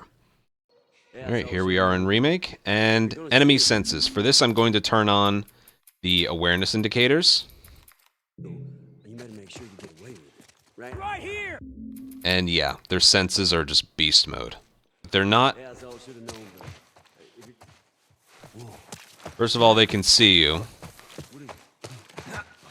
really well, but they can also hear you really well. Asshole should have known better. Over there! See that? You cannot take a single step in sprint anywhere. Right, slums, and... yeah, your very first step. What about a leap? Basically, as soon as you land. I could load up any area and you'd get the same results. In some cases, infected or even worse. Their senses are superhuman, which means you gotta move at some slow paces. Sprinting, like, even if you were far enough away from them, sprinting for an extended period of time doesn't trigger, like, an alert like Original did. It's purely they have just better senses. So, yeah. Next thing. Back to Original. What I'm going to talk about next with enemies is their little sidestepping. So if you put the reticle on an enemy, they're not just going to take that. They're going to move out of the way of it. In this game, it works... fairly, I would say. I'm on a lower difficulty, so I can tank some bullets. It doesn't matter what difficulty you're on. Here, watch.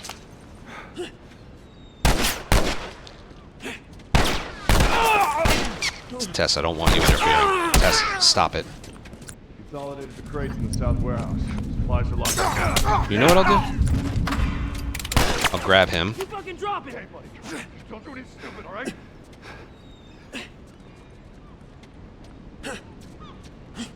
See that? They do the sidestep when the reticle has been on them for a certain amount of time. I'll put the I'll drag the reticle near them so you can see it a little better.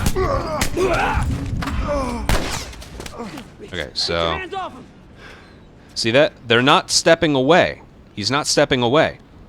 Only once the reticle is physically on his body will he even think about taking a little sidestep. It's dealing with this mechanic that made it so I do a lot of drag shots. We can work something out, right? See, only when it's on him.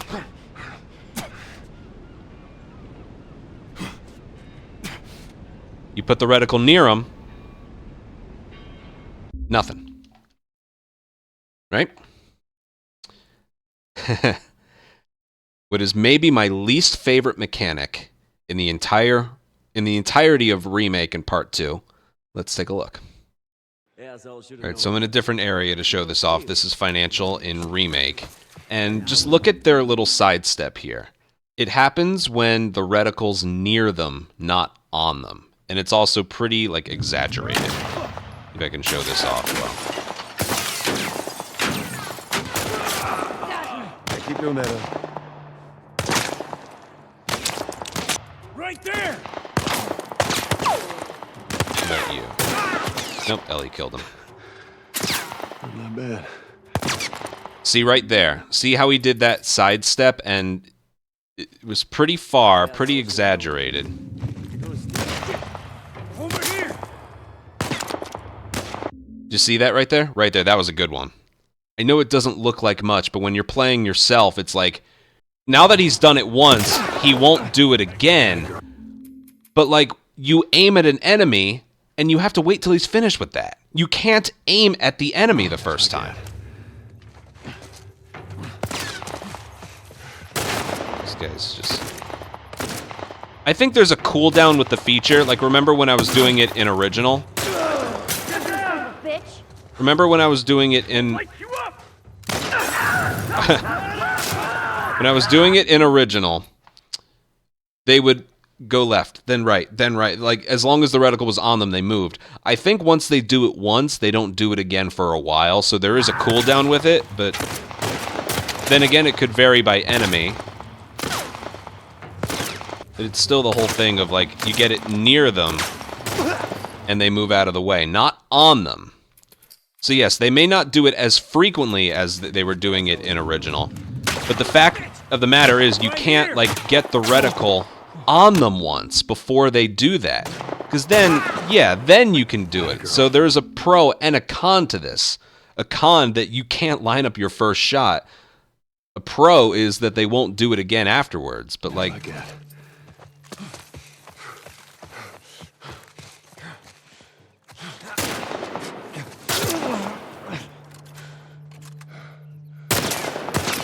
Okay, go.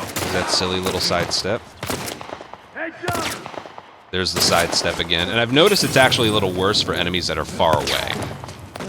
Get him! Yeah, keep doing that, Ellie. I got it.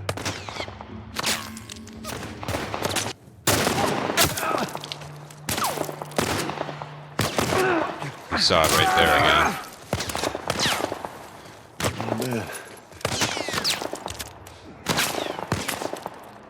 And then right there. I've noticed it's a little bit worse on enemies that are far away from you. Yeah. And yeah, another example right there. I think you get it. So, yeah, it's very annoying how just as long as an enemy's standing, they will move out of the way before you've even, like, gotten the reticle near them. When you've played this game yourself and try and play it professionally, you realize, like, that's a big hindrance. It just... Yeah. Oh. Next thing. All right, back to original, and what I want to talk about next is the Molotov enemies specifically. So in original Last of Us, they don't have... I'm going to clear out the area except for 2 Molotov enemies. Ellie will eventually kill them, but I can play around with them a little bit. Keep doing that. Just gotta get rid of him. Alright, 2 enemies left. Okay, so here's the Molotov guys. They don't have any weapons besides their bare knuckles and the Molotovs in their hand, as you can see. Alright, he was about to throw one. And then there's this guy right here. He wants to run in to punch me. I'm gonna get him to throw instead. Fire in the hole! Okay? So they will either run towards you to bare knuckle brawl, or they will run away from you and crouch behind something so they can throw. Or they can just be in the middle of the map and throw something anyway. So they run around, run towards you, bare knuckle brawl, and throw Molotovs. Alright, here we are in Remake. Let's find a Molotov enemy. There's one. Look what's in their hands.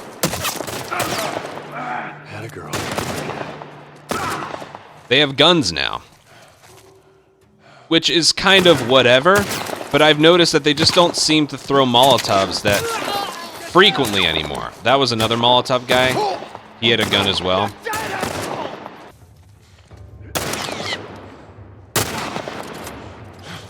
Oh, there's one. Heads up! I've got him. Keep doing that, Ellie. He's got a gun. There he goes. So even though he did it there, even though he did throw one, I've noticed in the heat of battle, they throw them a lot less frequently. And instead of them being unique, all they do is chuck Molotovs and punch if you get too close. Now they're just kind of like every other enemy. Because when they have a gun in their hand, they use it a lot. This is very light, so that could have something to do with it. On Grounded, yeah, they use that gun a lot. They don't take the time to like take a Molotov and throw it nearly as often as they did in the original. They still do, as you saw, but they don't do it as frequently. And that's not what these areas need, is just another guy with a gun, you know? If he just chucked mollies all the time, I think that would add a lot of variety to the area. But yeah, one more enemy with a gun and their increased accuracy on the highest difficulty. It's not what this area needs. Whatever. Just wanted to mention that one. All right. Next. All right. Back to original. And what I'm going to talk about next is Molotov damage. This one's actually kind of interesting. Definitely like the most with regards to whether this is a positive or a negative. But for this game, original Last of Us, there is no partially on fire mechanic. Okay? This is what I mean. I'm gonna get these two guys. What'd you find? Notice this guy did not get set on fire, but it did lower his health. So it gets that too. And then that splash of fire lowered this guy's health enough so that one swing is enough to do. He has full health. If I were to just flat foot swing a melee weapon at him, it would take 4 swings. It only took 1. So he's not there like trying to pat himself out, but it did deal damage. Enough so that he's 1 swing away from dying. It's an excellent strategy. So that's how it works with people. With infected, it's actually a lot more convenient. All right, now let's throw a Molotov near infected and see what happens. I'm not going to throw it at them. I'm going to throw it near them.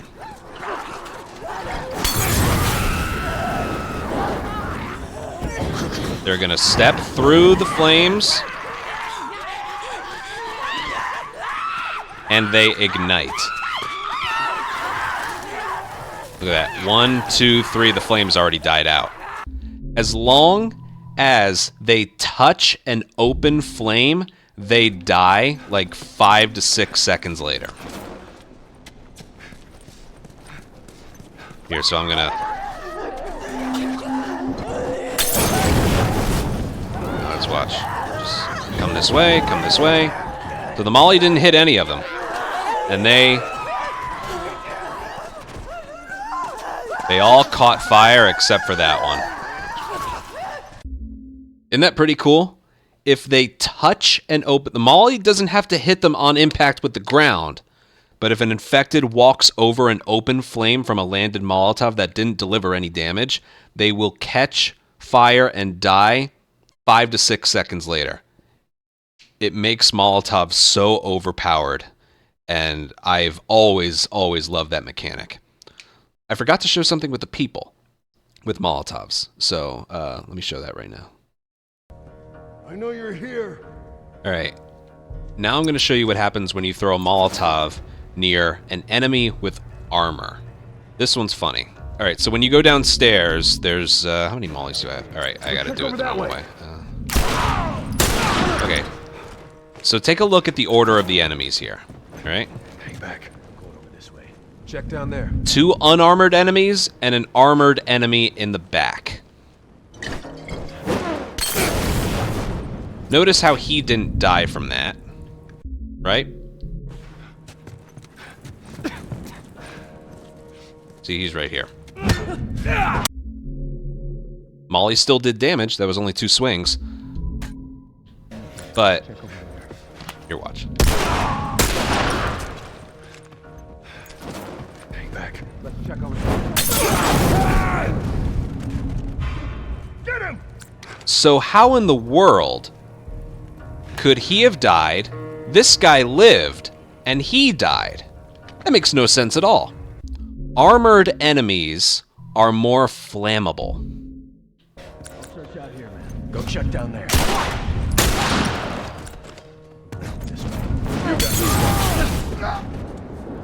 Motherfucker! See that? That's not RNG. That is a thing in this game. Even in Financial District, there's some enemies with armor. Sometimes what happens is right before Molotov lands, Ellie will shoot the enemy with armor, and he won't die because she broke the armor. I think you get it. That's not the strat we do here, by the way. I use all guns for this, but we used to use a molly. And what we would do is we would aim it at the enemy in the middle. That way it would get everybody. But this is the best place to show off the fact that enemies with armor that hasn't been broken by ammo, they are more flammable. Oh, and there's the aiming. Look at that. See that? There's more with the aiming stuff. They're not perfectly accurate, and I love that. Yeah, okay. Everything about the Molotovs that we just talked about over the last few minutes, let's see how it all works in Remake. Take a breath. All right, so here we are in Remake in Financial District. Now, if you throw a Molotov at an enemy, they're going to die, obviously. But if you throw it near an enemy, there's the partially on fire mechanic.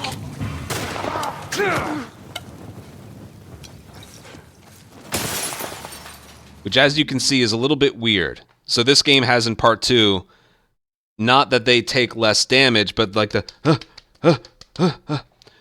which I'm putting that as a negative because, like, yes, it does the same thing as the original. It lowers their health, but it causes some very weird things to happen. I have a list of clips that I'm going to show you. Here we go. Just watch. So enemy's partially on fire, and I'm going to swing at one, and just watch.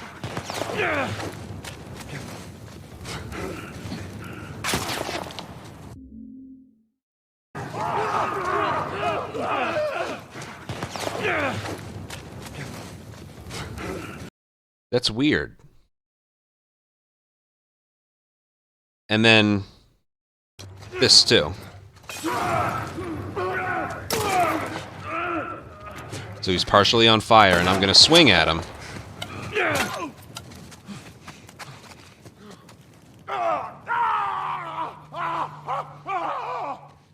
Then he just combusts.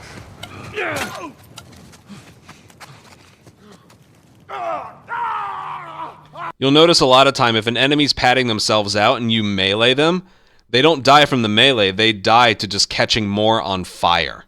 It's really weird. And also just the lock-on in general in this game is weird as well. This is a little bit off topic, but I want to show this. It locked onto an enemy in the back.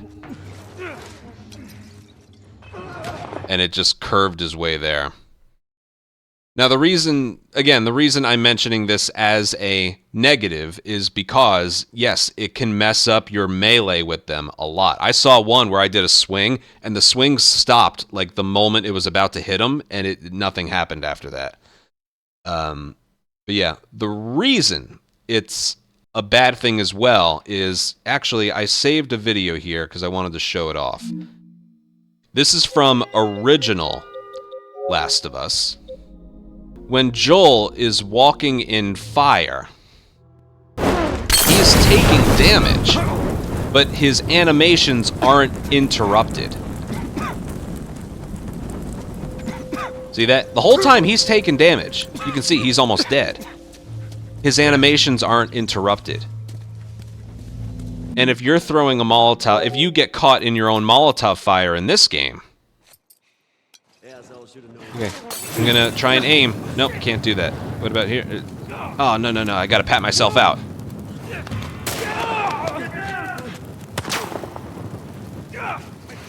And so frequently, I'll have it where, like, I'm trying to get out of the fire, but the way he reacted brought him further into the fire. So the reason this is bad is... Watch this. You can softlock Financial District because of this mechanic. Oh, that's everyone. That's everyone. Everyone's dead. If you get the reaction to the fire during the time when the Financial District is over, you break the area and it will never continue. You're softlocked. It'll just stay like this forever. So it just has a lot of negative parts to it. The reason this all happens is because you can tell all the melee and the swings are taken right from part 1. The partially on fire mechanic is a part 2 mechanic. You put the two together and you just, like, does not compute, you know? You get weird things happening with the melee. Weird things. And you also end up breaking the end of a very difficult area to perform. It's ugly. It's just ugly. But remember, there's another part to this. Let's look at Infected as well. All right, now we're in Remake at University. I'm going to do something. I'm going to distract them, and they're going to run over. And they're going to run through the fire. Just like before.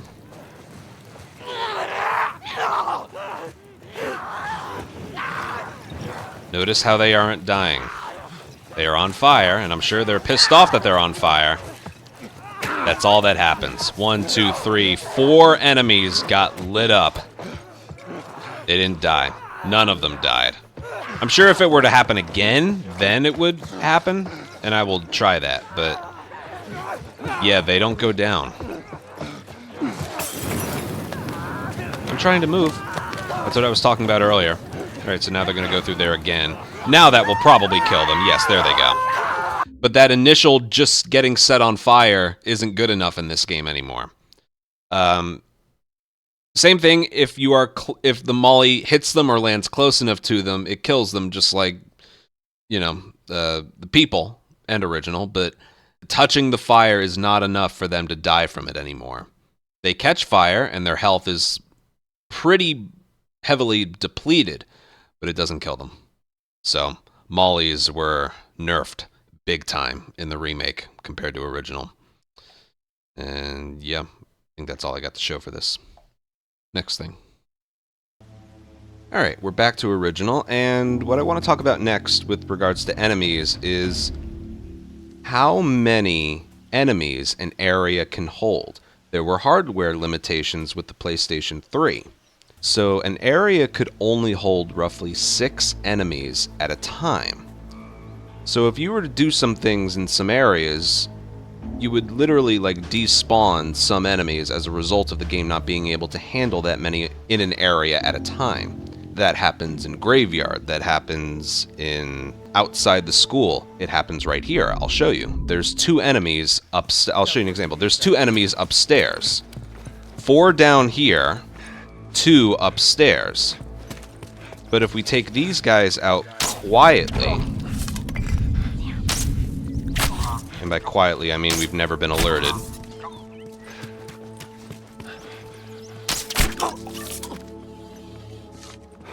The area just ends. Those enemies just despawned. Excuse me. And it's a side effect of the game just being almost too big for its own good at the time. You know? A better example I can show off is the... Where is it? Where are you? Where are you? Right here. The school encounter. This is the best place to show this off. Alright, now I want you to pay attention to how many enemies there are. I'm going to try and do this without killing anyone. There's a clicker right over there.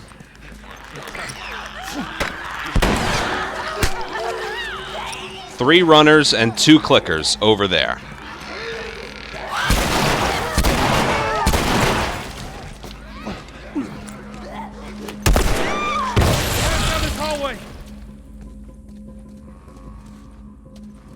Okay, so I killed the 3 that were in the classroom. And I killed the 3 that were here. There were 5 over there. There were 5 over there. They despawned. Wow, move. And we can just go inside the gym. That is a direct result, again, of the game not being able to handle more than 6 enemies in an area at a time. it deals with that by literally despawning enemies behind you when you hit some kind of internal checkpoint. Like when you go inside the classroom from there, there's the door right there. That's like an internal checkpoint where the enemies over here spawn in and the ones back there despawn. I want to show off something else right here. Look at the supplies that I have right here. 3, 15, no nail bombs. Restart encounter. Hey, I was just given back all of my stuff. What is that? That right there is a grounded specific thing. It is a bug where in this area and other areas like Science Lab and Tunnel, if you do a restart encounter the moment the encounter is over, you get your stuff back. That only works on grounded. We allow that because you can like soft lock this area where the triangle prompt never appears and you're just stuck here, so you would have to do a restart encounter to fix it anyway, and that's a side effect of it. It's just a grounded thing, like I mentioned. So it's allowed in the speedruns because sometimes a restart encounter is the only way to get out of a soft lock. Now let's see how Remake handles all this stuff. Alright, here we are in Remake. And I'm going to kill the 4 enemies on the bottom here. Quietly. Fuck.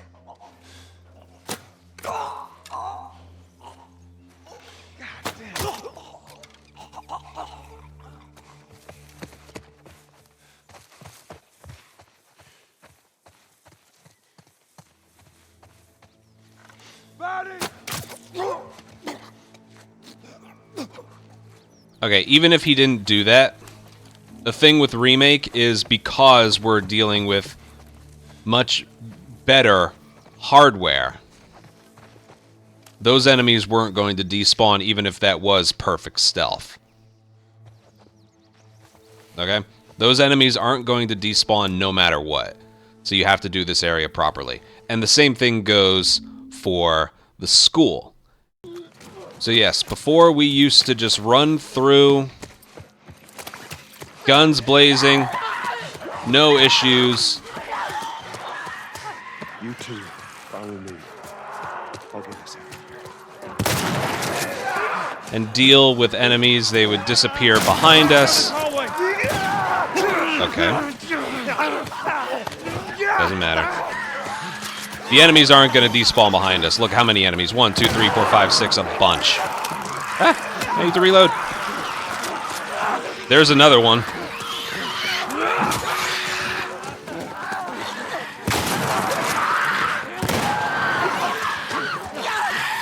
I don't have that amount of ammo. So yes, just like in Financial District and just like right here, enemies will not despawn if the number is higher than 6. PS5 has much more powerful hardware compared to the PS3, so it can handle more than 6 enemies in an area at a time, which again does affect a few areas. You have to deal with them. You can't rely on them just disappearing behind you. So, yes, while technically more fair, we're already used to them disappearing behind us. Meh.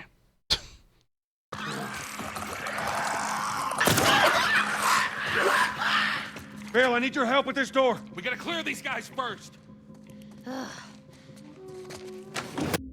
Okay, so that right there is how they fixed the soft lock issue in the school.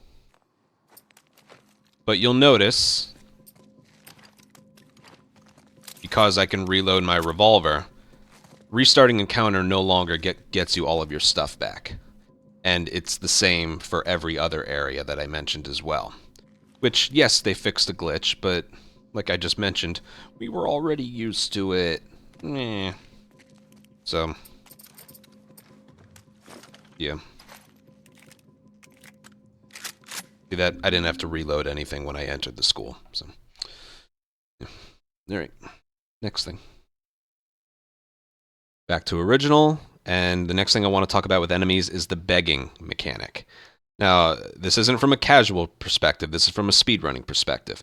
It does not really affect us that much in speedrunning in original. There is a begging mechanic in original, just in case you didn't know. It looks like this. Consolidated the crates in the south warehouse.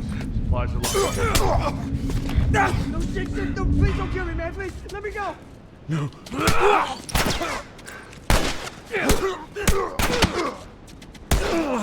on.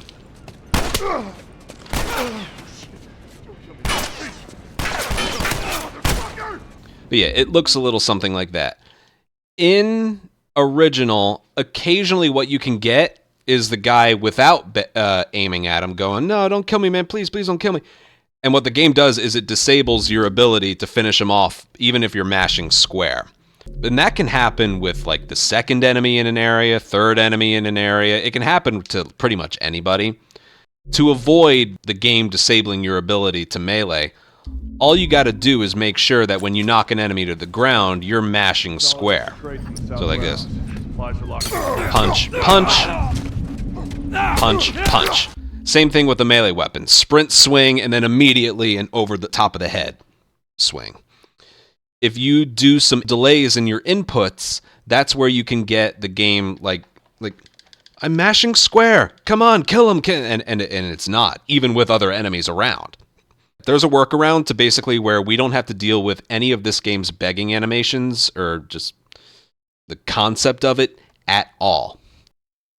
All right, here we are in Remake. I'm going to try and clear this area out cleanly. There we go. And then it's like... Let's just be cool. And you can't really move while you're doing that either. So it's very blah. Over here!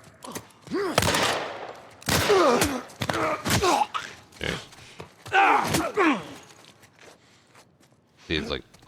Hey! Take it easy. See, it eventually picks up, but like they really went all out with the begging mechanic. If you knock the last guy in an area to the ground, you get a very, very slow begging mechanic. There is a way to like speed up the process a little bit. Looks like this. Right here! You're dead, asshole! So you get it to happen. If you turn the camera away, walk away from him and mash square, well, either that happens or you just kick him. So point the camera away from him and mash square. And yeah. But the fact that it happens in general is just kind of annoying. There is a cooldown feature with it, so it doesn't like happen with every area. But yeah, I'll show it off one more time. Just... it's slow and annoying. Right here! Pay for that, asshole! Look, man. We can work something out, okay? Yeah, I can't even like run away. That like, it just... It's just slow. It's just slow. They try to make it like part 2, but it's so slow. Anyway, yeah, because I am approaching this video making from a speedrunning perspective. Yeah, super annoying. Super annoying. It was even worse at launch. They used to like beg if they were on like higher elevations. One time a guy begged from like 30 feet away from him because I shot him. It's a tiny bit better in its current state, but it was so bad at launch. Oh god. But yeah, annoying. I forgot there was an example I wanted to show you of just how annoying it can be if you didn't get that from the footage I just showed you. Watch this.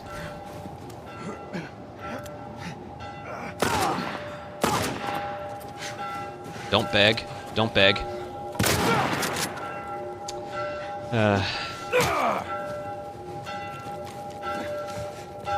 Should have used my brake.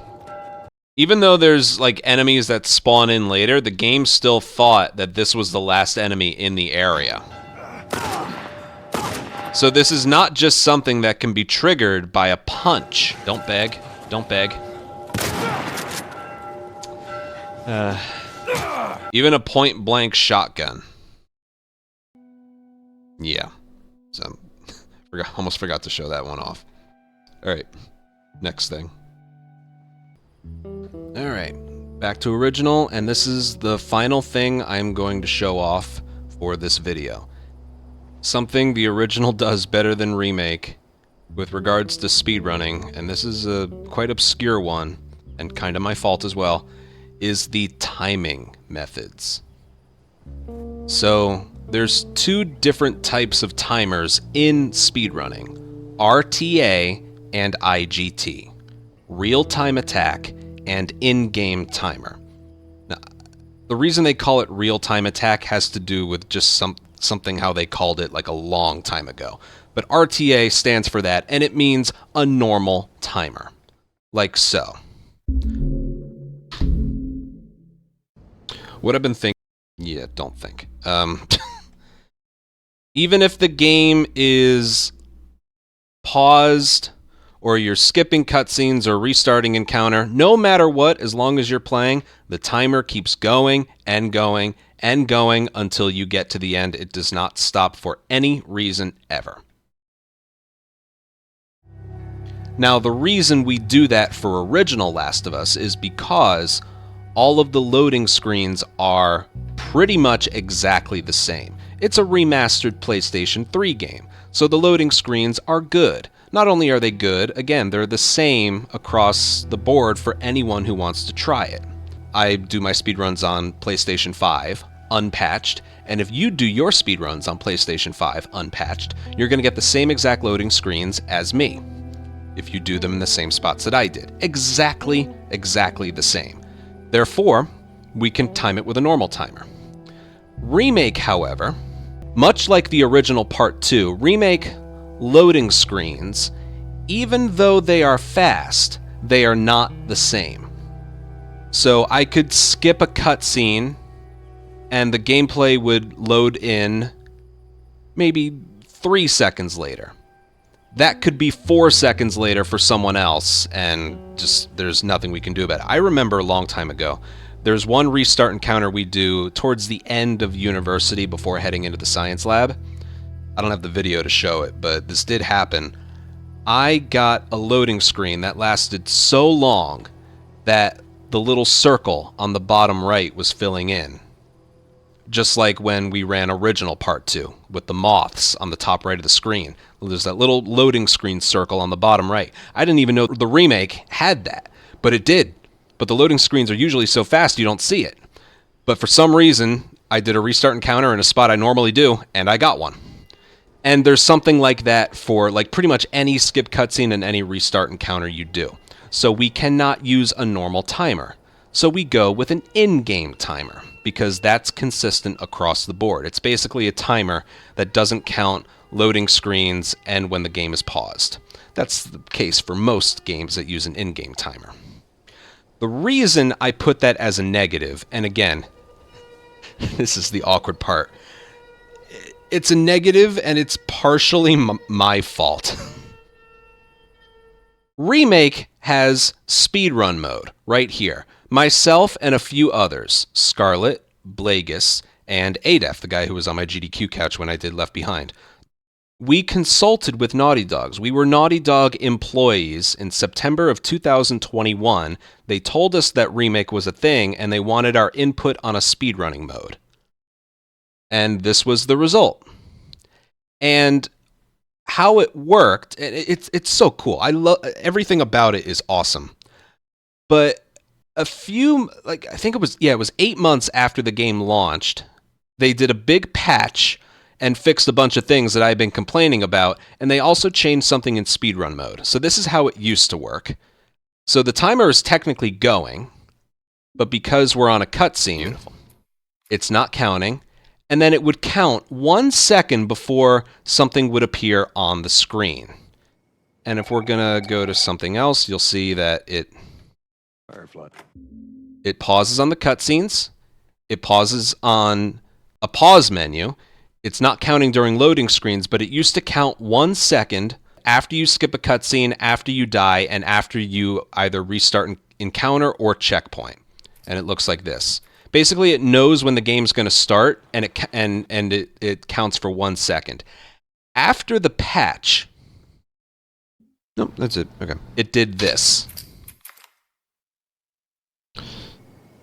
It did not count the 1 second after you skip a cutscene, after you die, and after you restart encounter. They got rid of that 1 second counting. That kinda ruined things a little bit, because we started adding in so many restart encounters that save less than a second. And it works the exact same way in Part 2 Remastered as well. So when it first launched, I kinda liked using speedrun mode, but we must have added like maybe somewhere between 50 and 60 new restart encounters that save less than a second, that place you from here just a tiny bit further. Actually, I think this one has... Yeah. Watch. Dad? Like, there's so many little tiny checkpoints that place you just the tiniest bit further. Like, from there to there. And then... What was that? From... Hold on. From there to there. And it's just, there's so much of that.